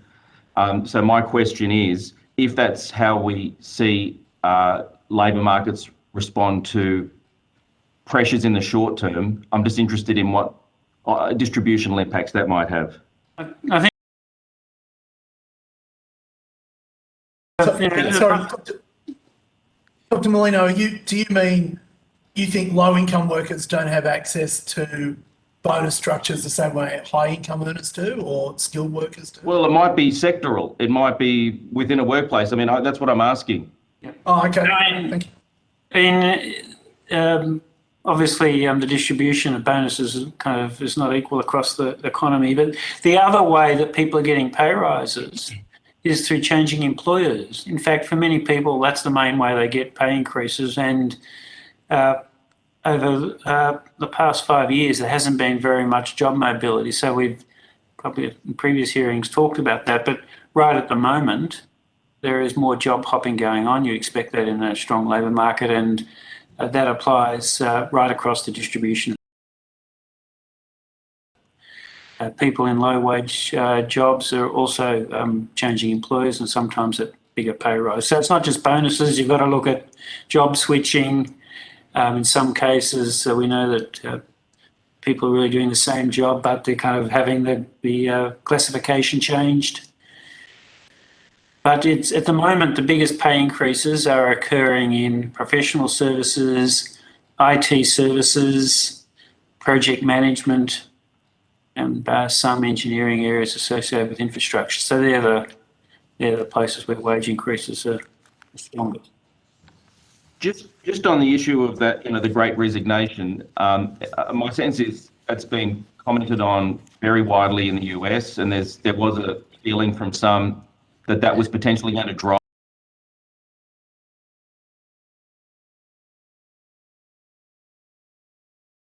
Are you noticing much of that in the data yet in Australia? Well, the rate of job mobility has increased. I think that's what happens in a tight labour market. People find opportunities, they respond, and they move to an employer who's prepared to pay them more. So that is happening. I think the US is the story there is quite different, though, from what's happened here. Two big differences. The first is equivalent of JobKeeper, or the income support during the pandemic. Our system was designed to keep the connection between the employer and the employee, and those connections have been preserved. So that has helped people get their jobs back quickly once the health situation improves. So in the US, that didn't take place. The other interesting thing in the US is that older Americans are leaving the workforce in droves. Now, maybe because they have caring responsibility, or they've reevaluated their lives, or they're concerned about their health. In Australia, labour force participation by older Australians, I think, has hardly moved. So older Americans are leaving the labour force, and the connection between the employer and the employee is not as strong in the US.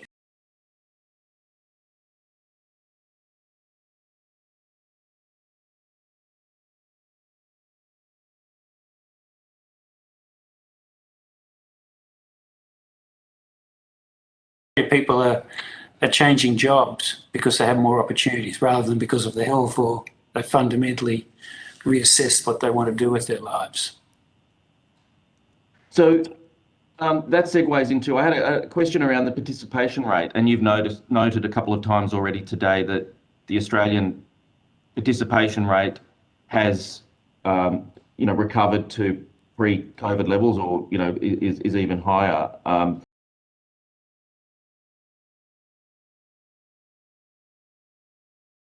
the graph that was in your recent address, is that in the US it's rising, but much more slowly than in Australia, but trending up, and that may be a reflection of what you're talking about, where some parts of the US labour market are not returning. In the UK, it seems to have, in fact, been declining pretty consistently throughout the 2 years. So it's a different story yet again. I'm just interested in what do you think is driving the three very different outcomes? The US has just started to pick up because the labour market's strong, and so there are plenty of opportunities and people are starting to return. But fundamentally, it comes down to I think the design of labour support programs during the pandemic. So ours was designed to keep the connection, so that keeps people attached to their employers. And the health situation in the US was worse than here, so people left their jobs to care for others or to care for themselves, or they were worried about catching the virus, especially if you're working in a low-wage hospitality job in the US. You probably thought, well, the risk was not worth the return. And for some reason, older Americans have left the workforce. I think that, and in the UK, they've got some of the same factors going on as well. Lucy, I don't know whether there are other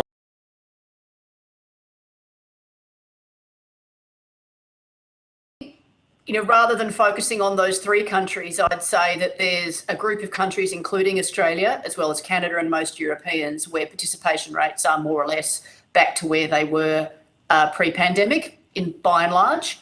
And once the worst of the health emergency was over, the US is very much its own story. I mean, it did have a long period where participation was also being held down by school closures, and as that's come back, you're left with the older worker issue that the governor referred to. And then the UK is somewhere in the middle, and there just does seem to be a bit of an issue around how exactly their furlough scheme has shaken out. So it's not clear to me where actually the UK will land in between.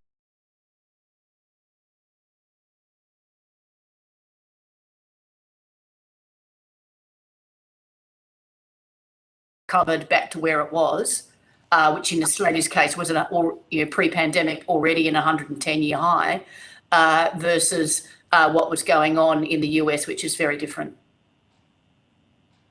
Another aspect of the labour market is underemployment, and that has fallen significantly. So in a sense, that's another dimension in that it's not just that people are in the labour market, but there's a group of people who had less hours than they wanted who are now getting some extra hours. Who are those people by and large, or is it difficult to simplify? Lucy, I don't know whether there is industry data on underemployment.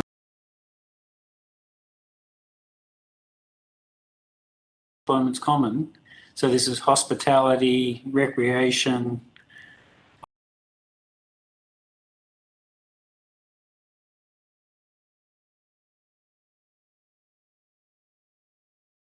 They want people to work. So if you're prepared to take on those extra hours, for many people in those industries, they're available. Lucy, I don't know whether you've got the... Yeah, I don't have anything to add to. I mean, underutilisation is, by definition, people who work part-time who would like more hours, though not necessarily full-time. Typically, they want sort of 1 or 2 more days. And that is just more prevalent in areas, in industries where there are more part-time.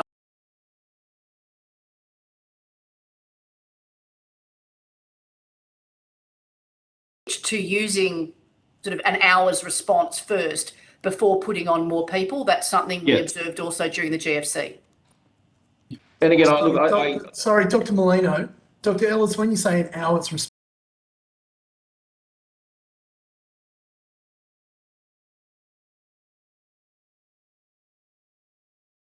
co-authors have certainly published work some years ago now where they discussed the increasing use of the hours margin. So where you have an increase in labour demand, you can either put more people on, or you can give your existing workers more hours, or some combination of the two. And what we saw over the last 15 years or so is more use of increased hours. That is to say, giving part-time workers more hours than they previously had or making them full-time than would have been the case in the 90s or early 2000s. That's something we observed also during the global financial crisis, both on the downswing and the upswing, and it's something we've observed this time around as well. Is the that doesn't show up in the participation? That's correct, but we have other data for that. Thank you. Sorry, Dr. Moon. Yeah, no, yeah. So look, and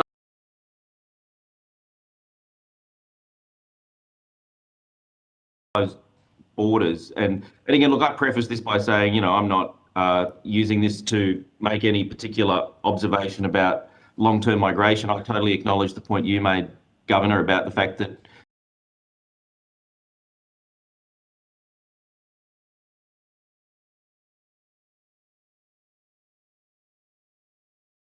to me, my gut tells me that, well, my gut, but you know, my understanding of data from the past is that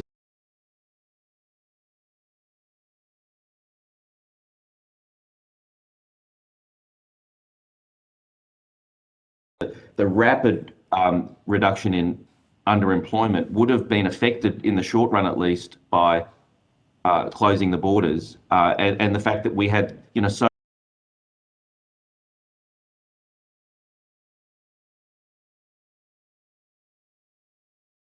there's going to be short and long run effects here, but you know, it just seems to me that that's going to be a relevant factor at least. And I agree with you. You know, talk to people in the hospitality industry, and they say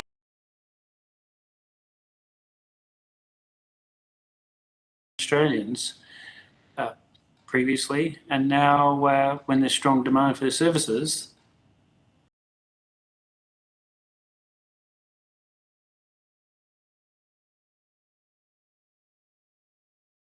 I hear this from businesses in the hospitality sector. So you're right, there are these short run effects in the direction you've been pointing to.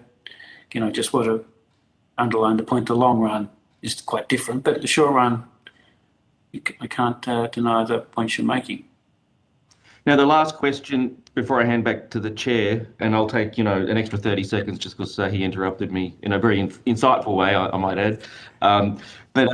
Look, I just had a question, and again, this has been touched on before. I was just going to add to it, is this whole issue of forward guidance. And look, I prefaced my question by saying I think, you know, forward guidance is a very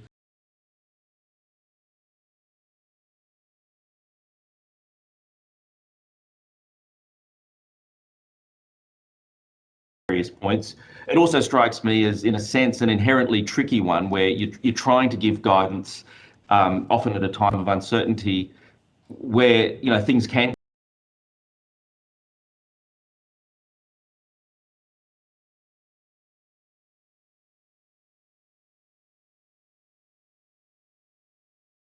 is, you know, we do seem to face a point in time where some in the markets seem to have quite a different view to at least how one might interpret some of the forward guidance.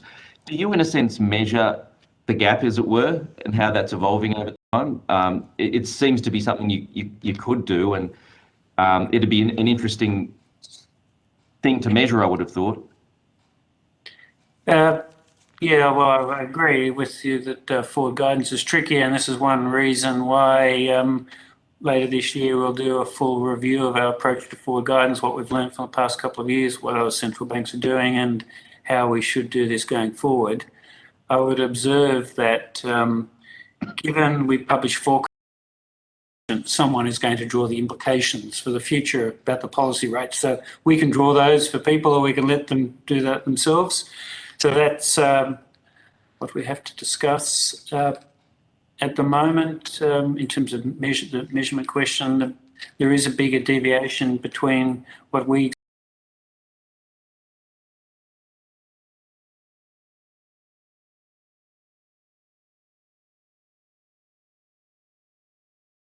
markets learn from us. So I see this as kind of not, you know, sometimes reading the press is kind of a battle between the Reserve Bank and the markets. I don't see it in those terms at all.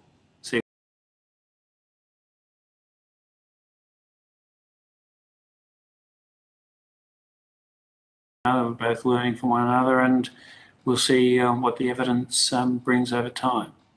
So the only question Yeah. a follow-up question I had was, look, so, and I totally accept your. Molino, you said 30 seconds, not 30 more questions. You're running into Thank Dr. you. Lee's time, I should warn you. This is the very last one. But so.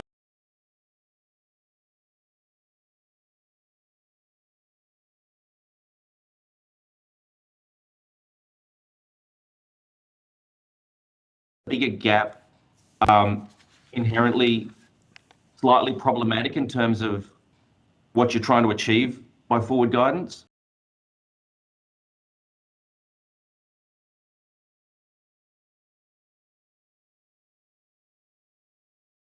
Movements in the cash rate are reflected in current market prices for yields of kind of bonds. So they're currently higher than they would be if the market had the same view about the future movement in the cash rate as we did. So financial conditions are a bit tighter than they otherwise would be if the market had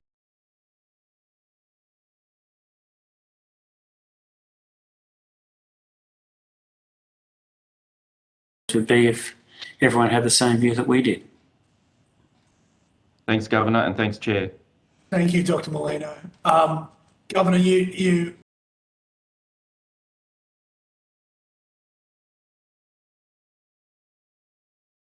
Well, we're learning from one another. Is kind of the repeated theme of this hearing has been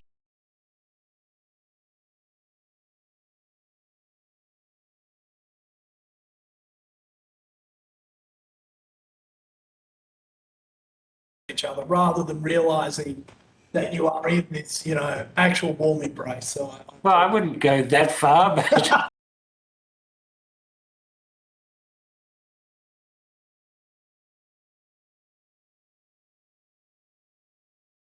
market economists well, Governor, I assure you, learn from us. Governor, I assure you, the media is never learning. So that's the difference. There we go. Dr. Lee, you have 25 minutes, and I'll say starting now. Can I say 11:45 to 10 past 12? Thanks, Chair. Governor, in 2015, a member of the staff member at the Australian Bureau of Statistics went to jail for insider trading. I'm sure you've followed what's been going on at the US Fed over recent months, with two senior officials stepping down following allegations that they information in making trades. That's now led to the Fed implementing a ban on holding individual stocks.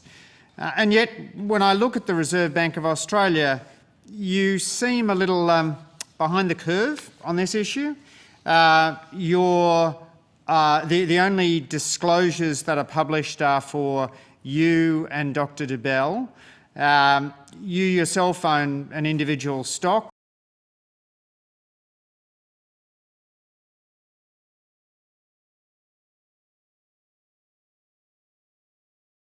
Or board members are subject to a blackout on trading between Friday and Tuesday when they've received the board papers.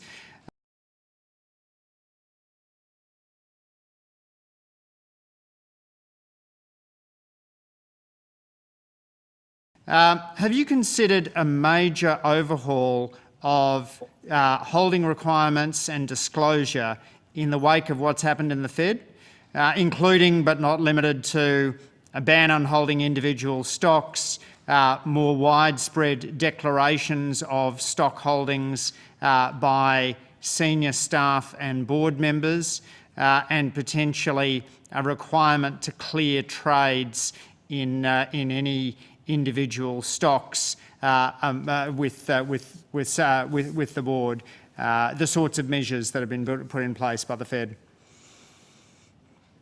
In terms of the board's disclosures, they make an annual disclosure to the Treasurer of their holdings.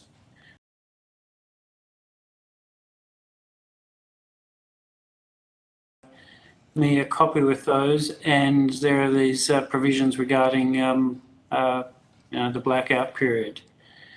And in the circumstances, that's appropriate. And Guy and I made the decision last year to publish our own holdings.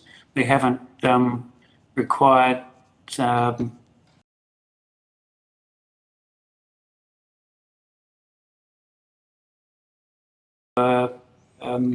myself and Guy. So, and I would say that most people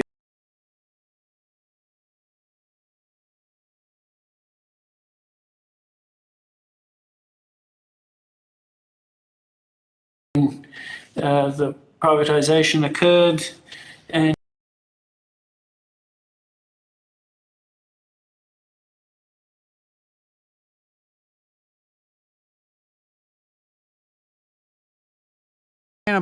to have rules that allow you and senior staff to own individual stocks?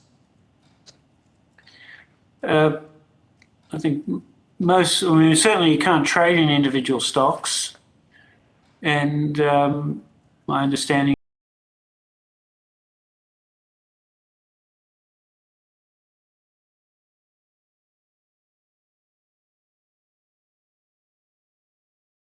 they're not.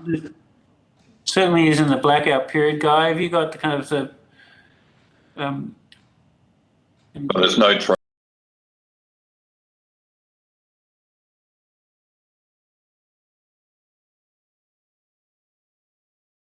All of our senior staff provide disclosures, have to update them if there are any changes to date.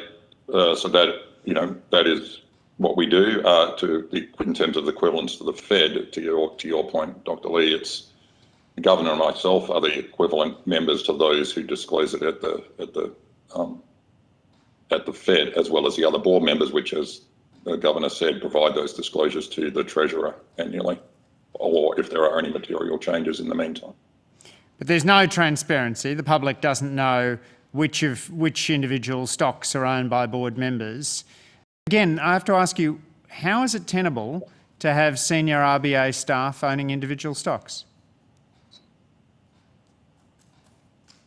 I think if people have got the kind of long-term wealth management strategies, I don't think it's tenable for people to be buying and selling, but frequently.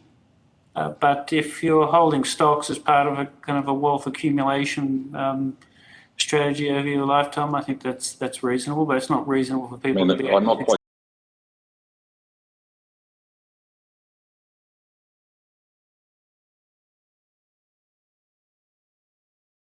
ETFs, which is having index funds is the policy that the Fed has moved towards. When I look at your disclosure,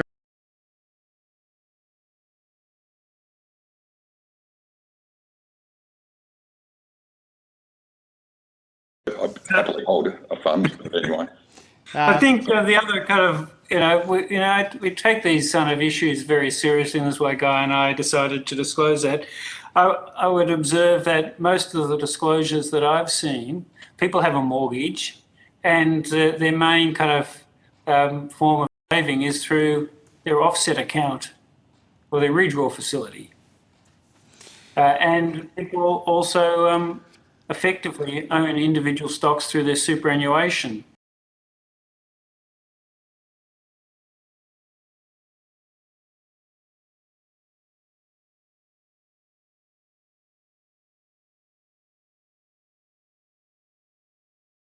Well, they shouldn't be able to do that, but they shouldn't trade. And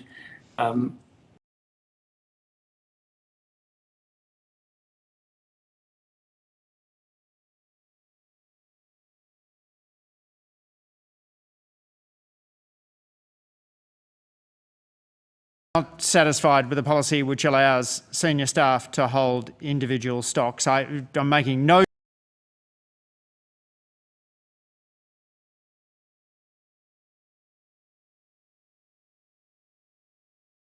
Have you considered publishing publicly the disclosures from board members rather than just having that privately disclosed to yourself and the Treasurer?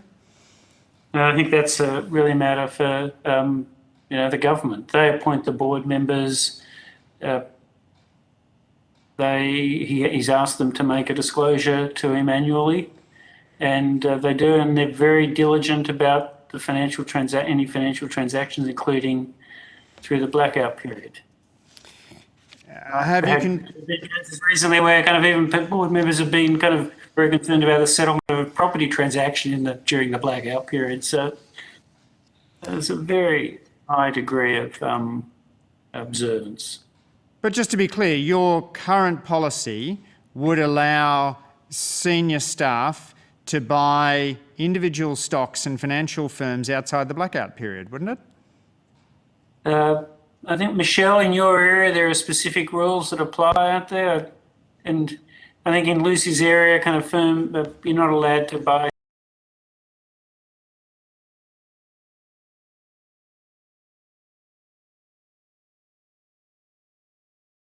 The area people have access to. Maybe, Michelle, could you just kind of outline the additional requirements that apply in your part of the bank? So for staff in our area, we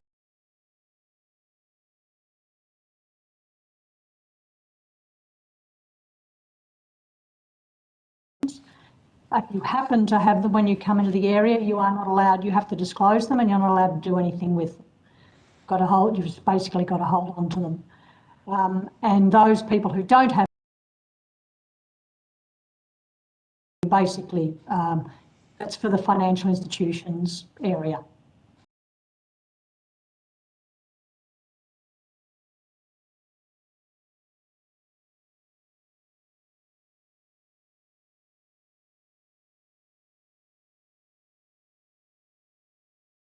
To insist that someone holds. Imagine I come in, I take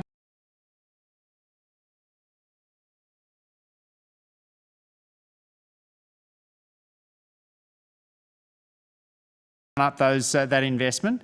Why is it rational to say that I must continue to hold that rather than to ask me to divest it at the point of coming in, or at the very least to put it into a blind trust?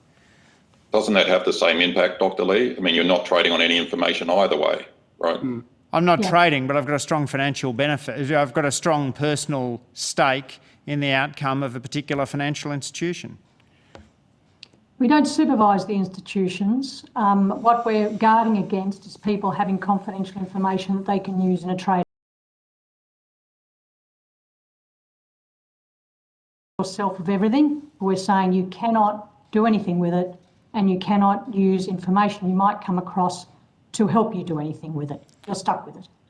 So would you consider looking at your ethics rules and your rules around the holding of stocks and the disclosure of holdings in light of the major turmoil roiling the Fed? Well, we look at this frequently, the disclosure rules, as part of our so we're looking at these all the time, and from my position, I'm satisfied that we're doing the right thing. So we took the extra step this year to disclose Guy and I's transactions, and we have strong internal rules.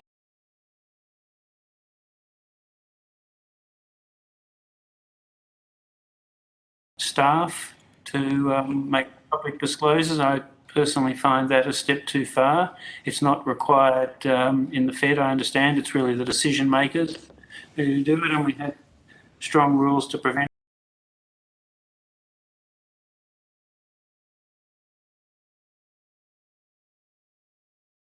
And we review this frequently, and we'll review it.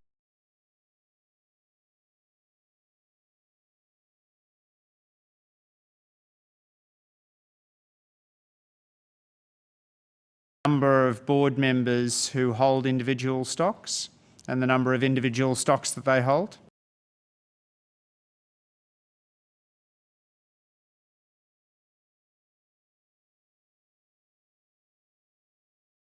Holdings?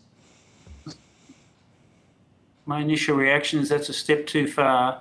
There's the most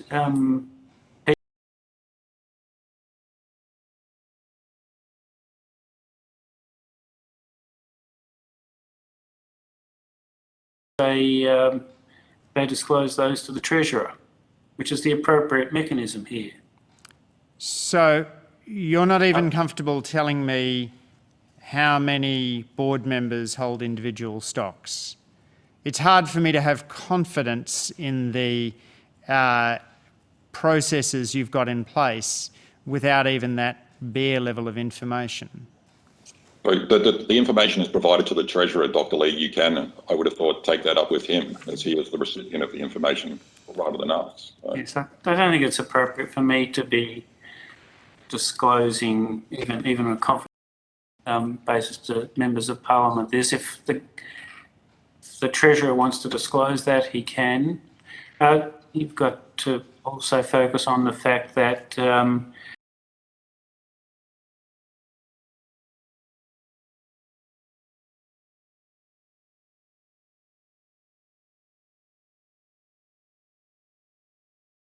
fund holds either. So from where I sit,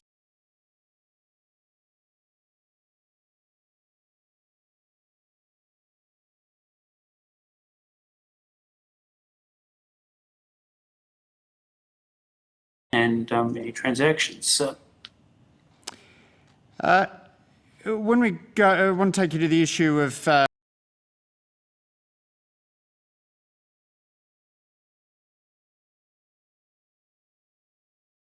year. The yield target sort of fell apart, didn't it? I mean, you had the jump in yields on the target bond. You made peg, and you then sought subsequent approval for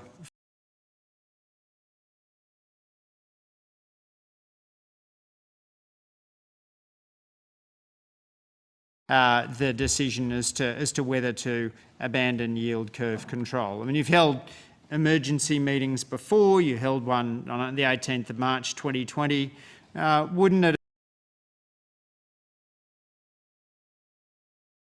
decide whether or not to abandon yield curve control?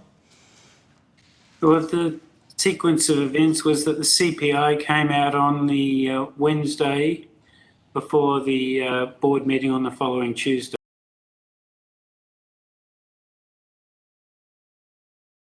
Than we had expected, and that followed a stronger labour market than we had expected.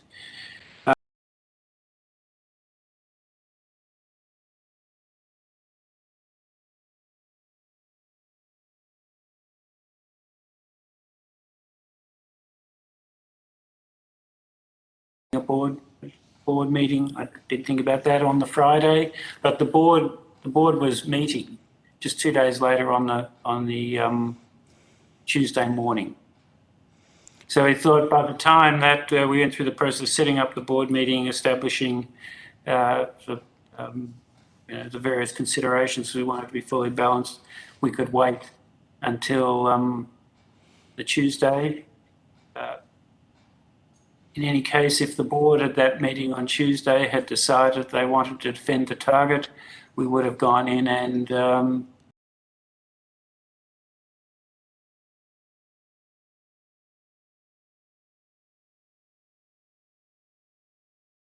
well, a number of months before the target was let go, the yield had been at 0 basis point.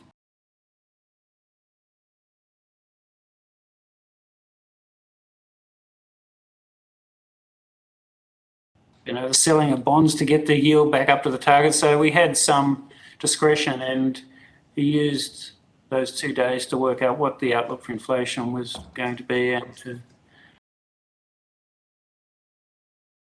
was only just 2 days later, and to subsequently discuss this at the board, and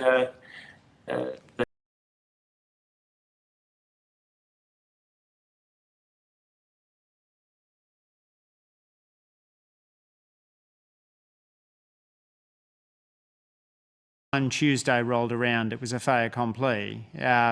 You could have had a teleconference, I suppose, to discuss.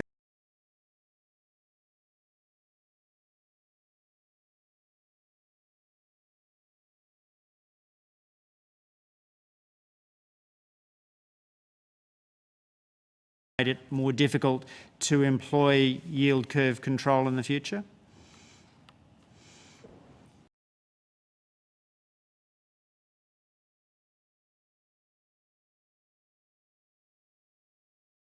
Policy that was appropriate for the unique times that we're in over the abyss when that was implemented. I think the likelihood we'll want to do it again is not particularly high, and if we do it again, we'd have to learn the lessons from that experience. And as I said at the start of these hearings, we'll publish a full review later this year at the lessons with the experience. So, and people will have the opportunity to comment on that, and no doubt we'll discuss this at a future hearing.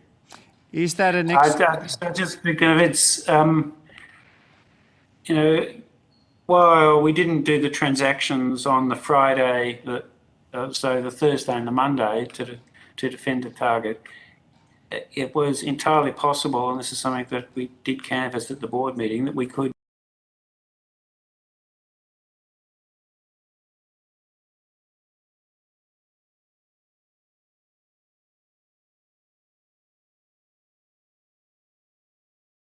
want to defend this target and the bank was going to use its balance sheet to do it. That was a possibility we discussed on the Tuesday. So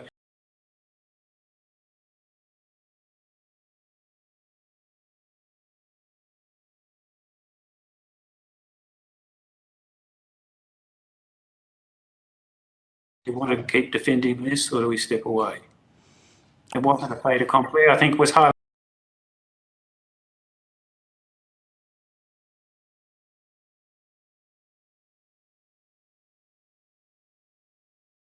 Mentioned earlier in the discussion with one of my colleagues that households have now built up more like 2 years of mortgage buffers rather than their normal 1 year. What does that mean for the transmission of monetary policy through the household channel? Well, just to be clear, the median borrower, so the middle person with a mortgage has 2 years buffer. That means of households that don't have to adjust their mortgage repayments for a modest increase in interest rates.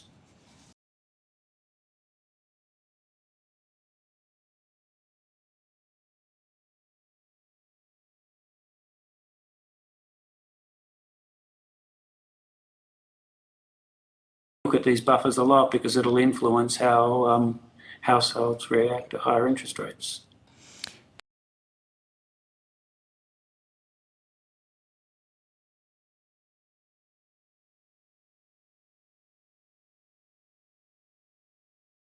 Weaken the transmission of monetary policy, wouldn't you? It will affect it.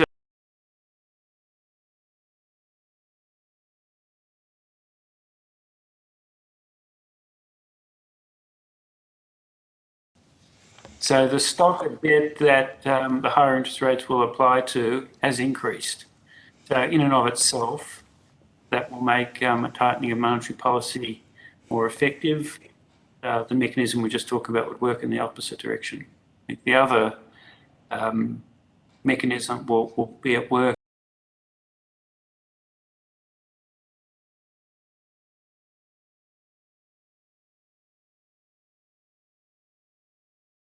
We've taken out mortgages that have not had an increase in interest rates because of a tightening of the Reserve Bank. So I imagine when the time comes that that will be a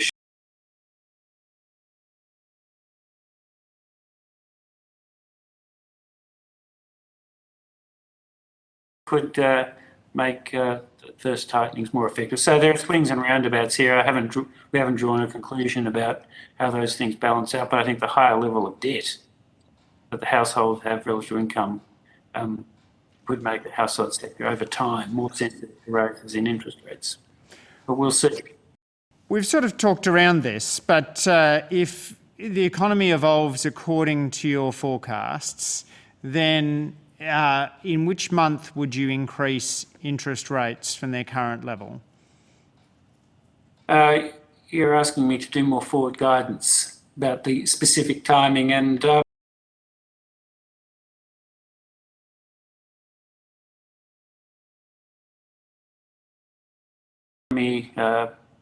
tracks in line with our central forecast, that an interest rate increase will be on the agenda sometime later this year. But there must Which be. month we know that there.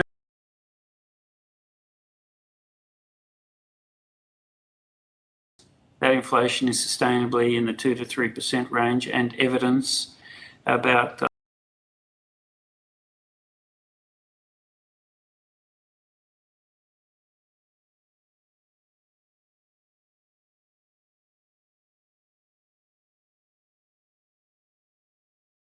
more CPIs, not enough for that evidence to emerge, but over time, if things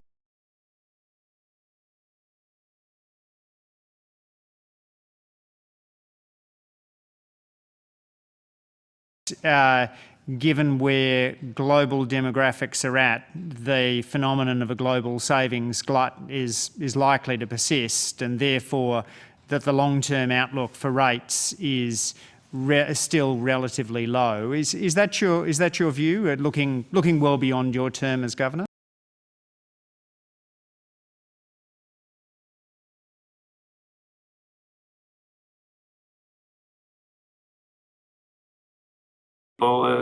because of demographics are saving a lot, it tends to put downward pressure on the equilibrium level of interest rates. The offset to that, though, could be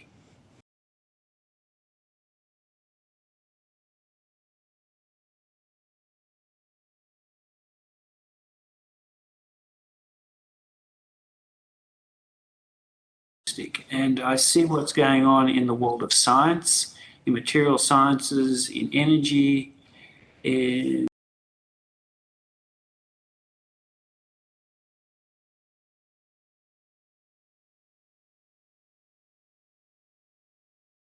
that require firms to invest, to expand the capital stock, to come up with new ideas of producing goods and services to make mankind better off. You know, if that happens, there's demand for these savings. So sure, there'll be people retiring who want to save a lot, but hopefully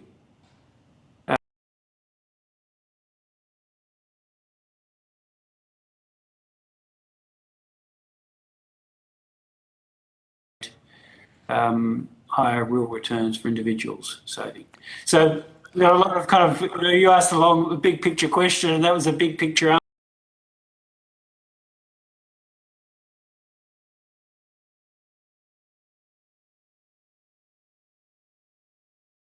Real full employment, we're looking what the evidence tells us. Yes, I share. The evidence is.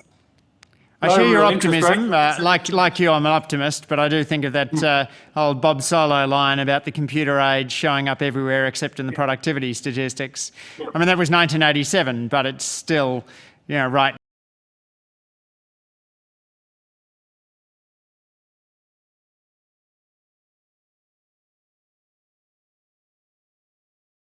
Picture is right. Thanks, Chair. I think that's my time. Thanks, Dr. Lee.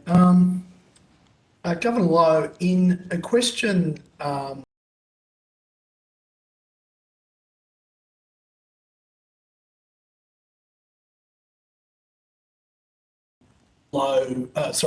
or low unemployment and high employment outcomes, you noted that closing borders, I might be putting words in your mouth, may be a short-term fix, but a long-term cost in terms of employment outcomes. What do you think? The Grattan Institute recently released some work that suggested the economic supports are a much larger factor than border closures in supporting the recovery. What do you think of this analysis?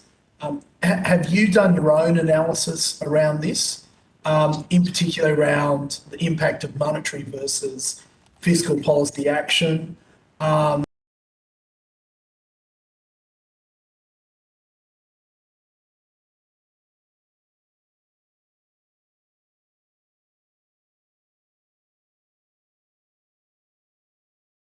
think, to repeat the point I made earlier, the main reason that we have low unemployment in Australia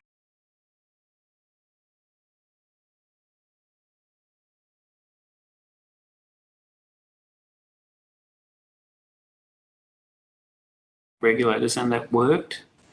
It got us across that bridge that I talked about before, and it's got us on a pretty good road. That's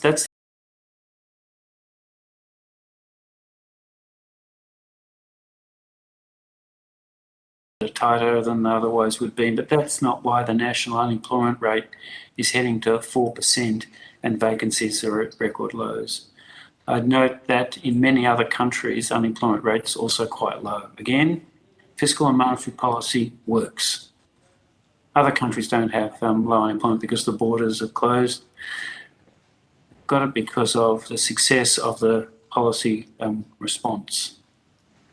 So that was I think that's the main point that I wanted to make. That in the short run, if you just look at people getting jobs and wage pressures, the closure of the borders is a positive. But it's a negative in terms of firms being able to get the skills they need to expand, to invest and take advantage of the wonderful opportunities that are out there. So even in the short run, I think probably there are costs and benefits, and it may well be the costs that exceed the benefits. And over time, having closed borders is clearly a negative for the country.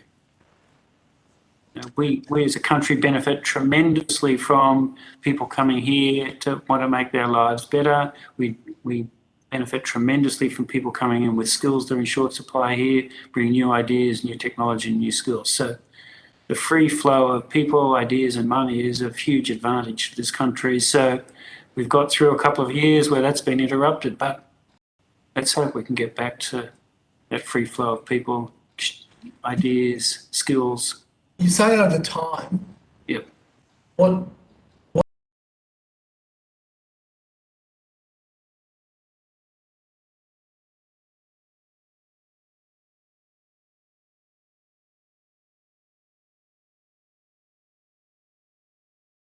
Must be the general so principle. what if we can never do it? What if we can never do it absolutely safely?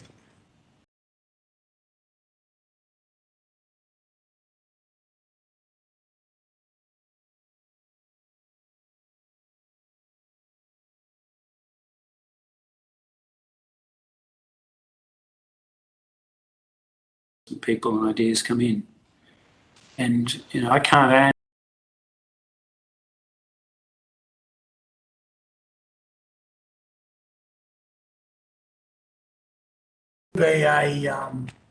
It would be almost a cost benefit analysis. well, like all things in economics are, and I can see the benefits of allowing people to travel to this country and bring in skills and demand. So what do you say to people who say, yeah, Australia, and I don't have the exact numbers in front of me, Australians spend roughly $36 billion overseas on tourism, and we only receive around $20 billion in inbound tourism. So actually it's a big thing to stop Australians from travelling overseas for tourism. Well, that's a very specific perspective on kind of viewing the closure of the borders. Kind of where's the net tourism spending taking place?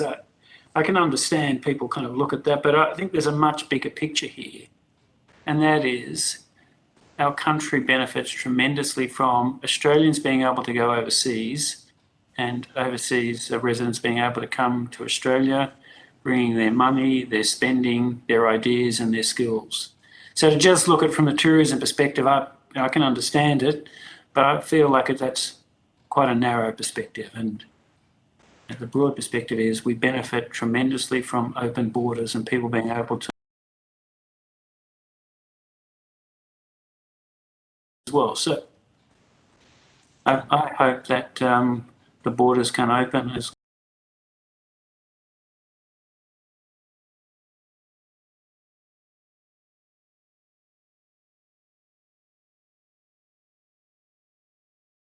for students is also starting to rise as well. Okay.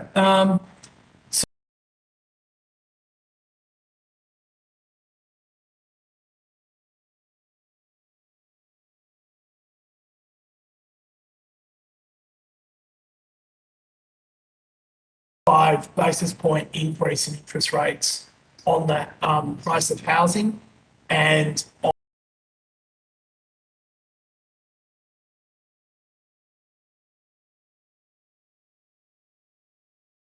saying is we're looking at the evidence and the data, and it's plausible that rates could go up sometime this year.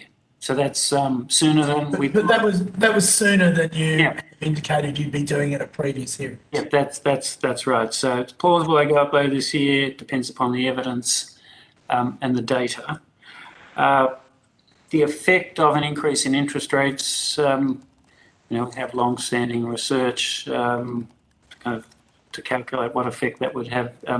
But there are additional considerations, and I was exploring some of these with Dr. Lee, about how the high level of debt is going to influence people's reactions. Big buffers, at least some people have got big buffers, and the higher interest rates will be incurring in an environment where people have got stronger wages growth and jobs. So we have to kind of put all that together. There's quite a lot of uncertainty what the net effect of those things will be. So we'll use that word again, learn. We'll learn as we go along this journey. I hope the economy's got, the economy does have quite a lot of underlying growth, momentum and resilience. So we'll be increasing interest rates in an environment where the economy is doing well. Right. So is that you haven't done the work, or that undertaking?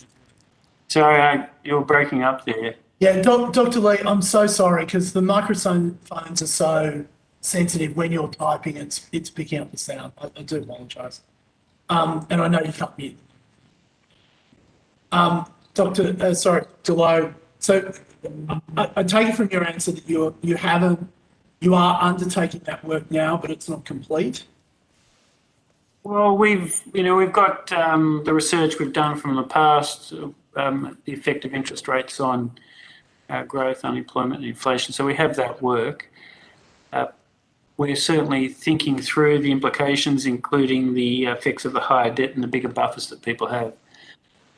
There's only so much one can do in advance, though, isn't there? I said before, there hasn't been an increase.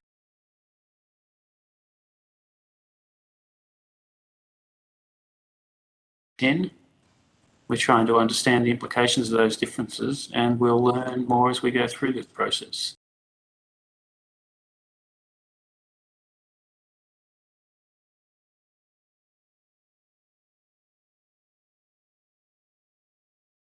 Government advice on fiscal policy.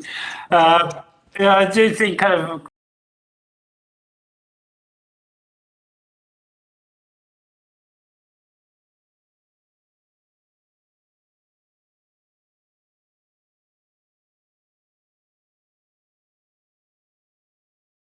government has done is borrow against our future income. Perfectly the sensible thing.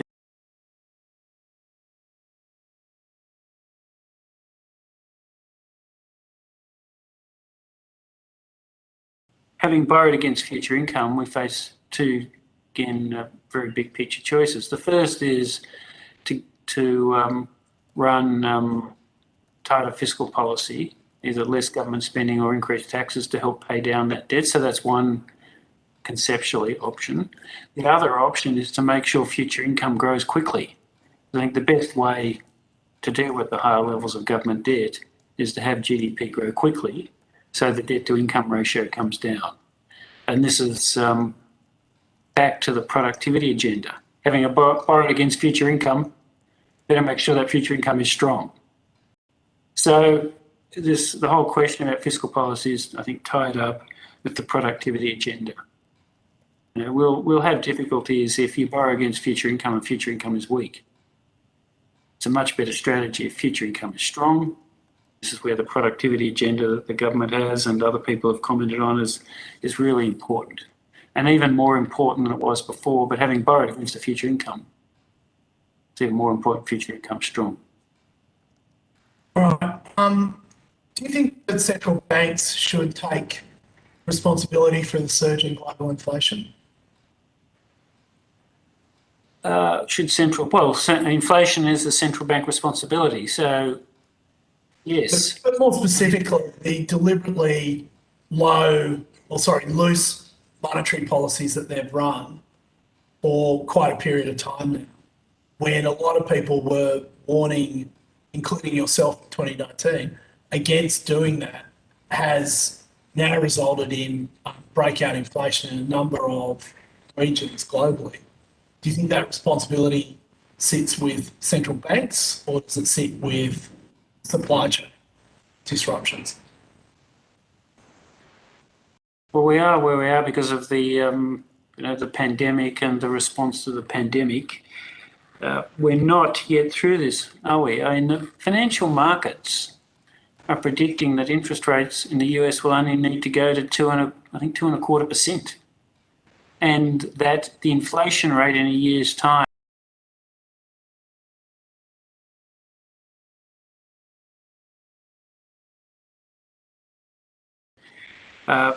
but it's expected to come back down as the supply problems resolve, and financial markets at the moment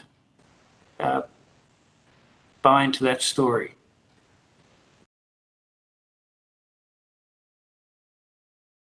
Rightly be viewed as success. If it works out differently, then one might draw a different conclusion, but we're not.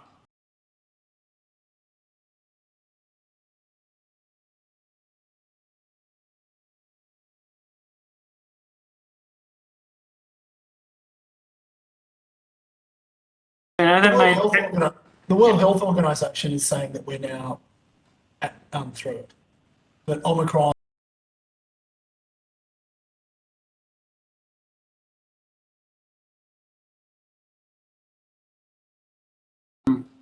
true, and there'll be a normalisation of interest rates around the world as well. So, certainly the central banks are responsible for inflation. And as I said at the outset, we will do what is necessary to keep inflation low and stable here. But we have a flexible inflation target. We're prepared to use that flexibility, but there are limits to it. There are limits to the use of that flexibility. But at the moment, with underlying inflation at 2.6%, I think it's worth taking the time to have the uncertainties resolved and try and secure this low rate of unemployment, which we haven't had for 50 years. But we will do what's necessary to make sure that inflation averages 2-point-something in Australia. Now, that's our responsibility. We take it very seriously, and we'll do what's necessary. And we're in a different position than the US, and it's really important to emphasise. So do you feel that you're now on track to sustainably getting inflation back on target, or you'd like to see at least one or two more quarters before you could say that? I don't, as I said in my introductory remarks, we can't draw that conclusion yet. I mean, aggregate wage growth, 2.3, 2.4. That was the rate for the pandemic, and that delivered inflation below 2%. These supply side problems, I think, are going to be resolved. I talk about how electronic prices, I think, will come back down again. Don't think car prices are going to keep going up at 7% a year.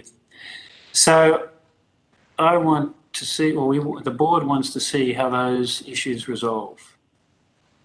Is the stronger labour market going to translate to the higher wages? Remember, we had a period of 4% unemployment in New South Wales, Victoria.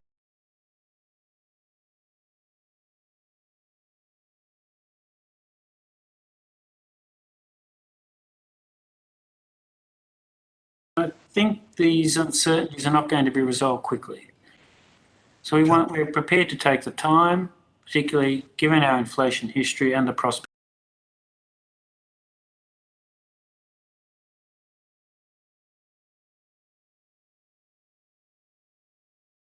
So recently, I think last year or maybe the year before, the Reserve Bank of New Zealand had added to their mandate house price outcomes.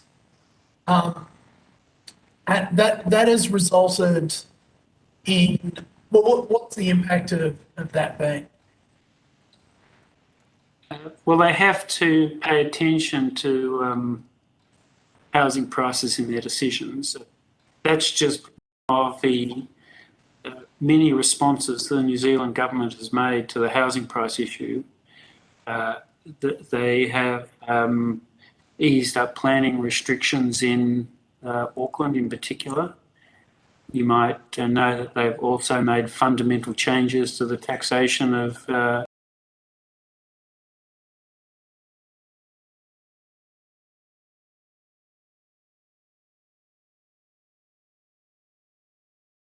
tools to deal with rapid growth in borrowing. So more supply, changes in tax, macro-prudential, and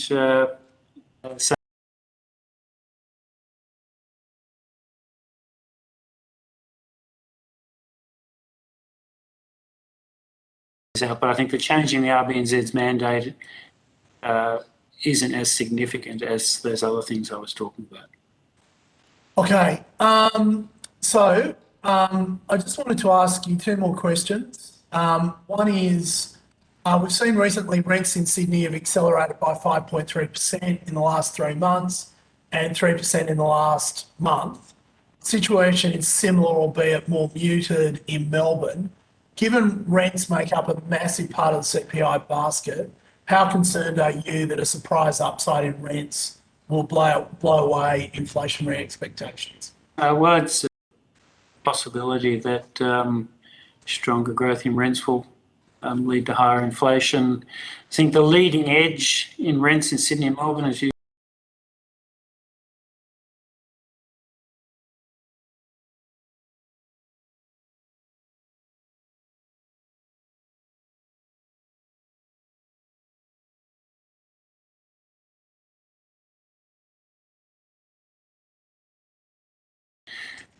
almost record construction of houses, and those extra houses are going to come onto the marketplace over the next year or so. So that's one dynamic at play. Another is the opening of the borders, and we're still not sure how many people are going to come in as we open the borders, reflecting the discussion we had before. So there are kind of increased supply and increased demand. How that balance works out, yet to be determined, but it's something that we're watching carefully because in a number of other countries, rents have increased quickly. We saw this yesterday in the US CPI, so it's something we're watching. Can I just follow up with two other points? Firstly, rents in the CPI in the last quarter was surprisingly weak relative to our expectations. The other point I'd make is that you're referring to the ad rents. And what we're hearing from in our liaison program is what gets advertised isn't necessarily what gets agreed. And we are seeing more discounts at the moment in those two cities. So the rent that actually gets paid, even at the leading edge, has not had the same relationship with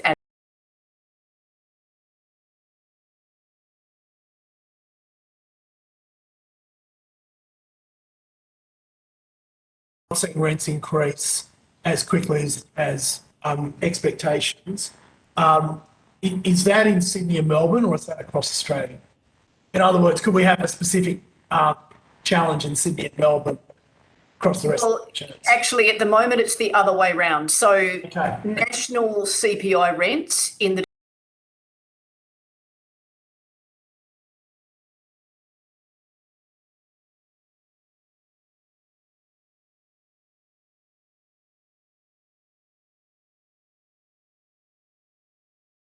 partly because of some of the population movement dynamics that the governor referred to earlier in the hearing. Thank you. My final question, Governor Lowe, about sponsorship of think tanks by Peter Murphy. That resulted in a change in the RBA's sponsorship arrangement. Could we please get on notice, or could you please provide to the committee the working papers and communications that resulted in that change? As is the case with questions on notice, could they please?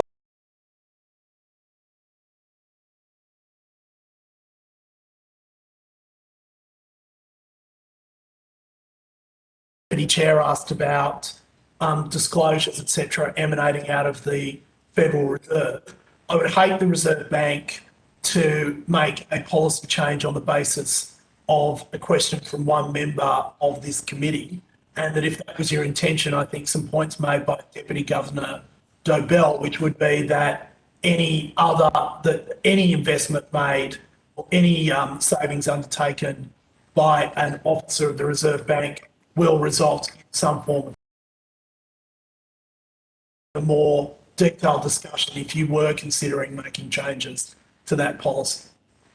Yeah, thank you. I'll look for the relevant documents. The documents will talk about And communication, please. Yeah, but it was about establishing criteria for the think tanks that we would be a corporate member of.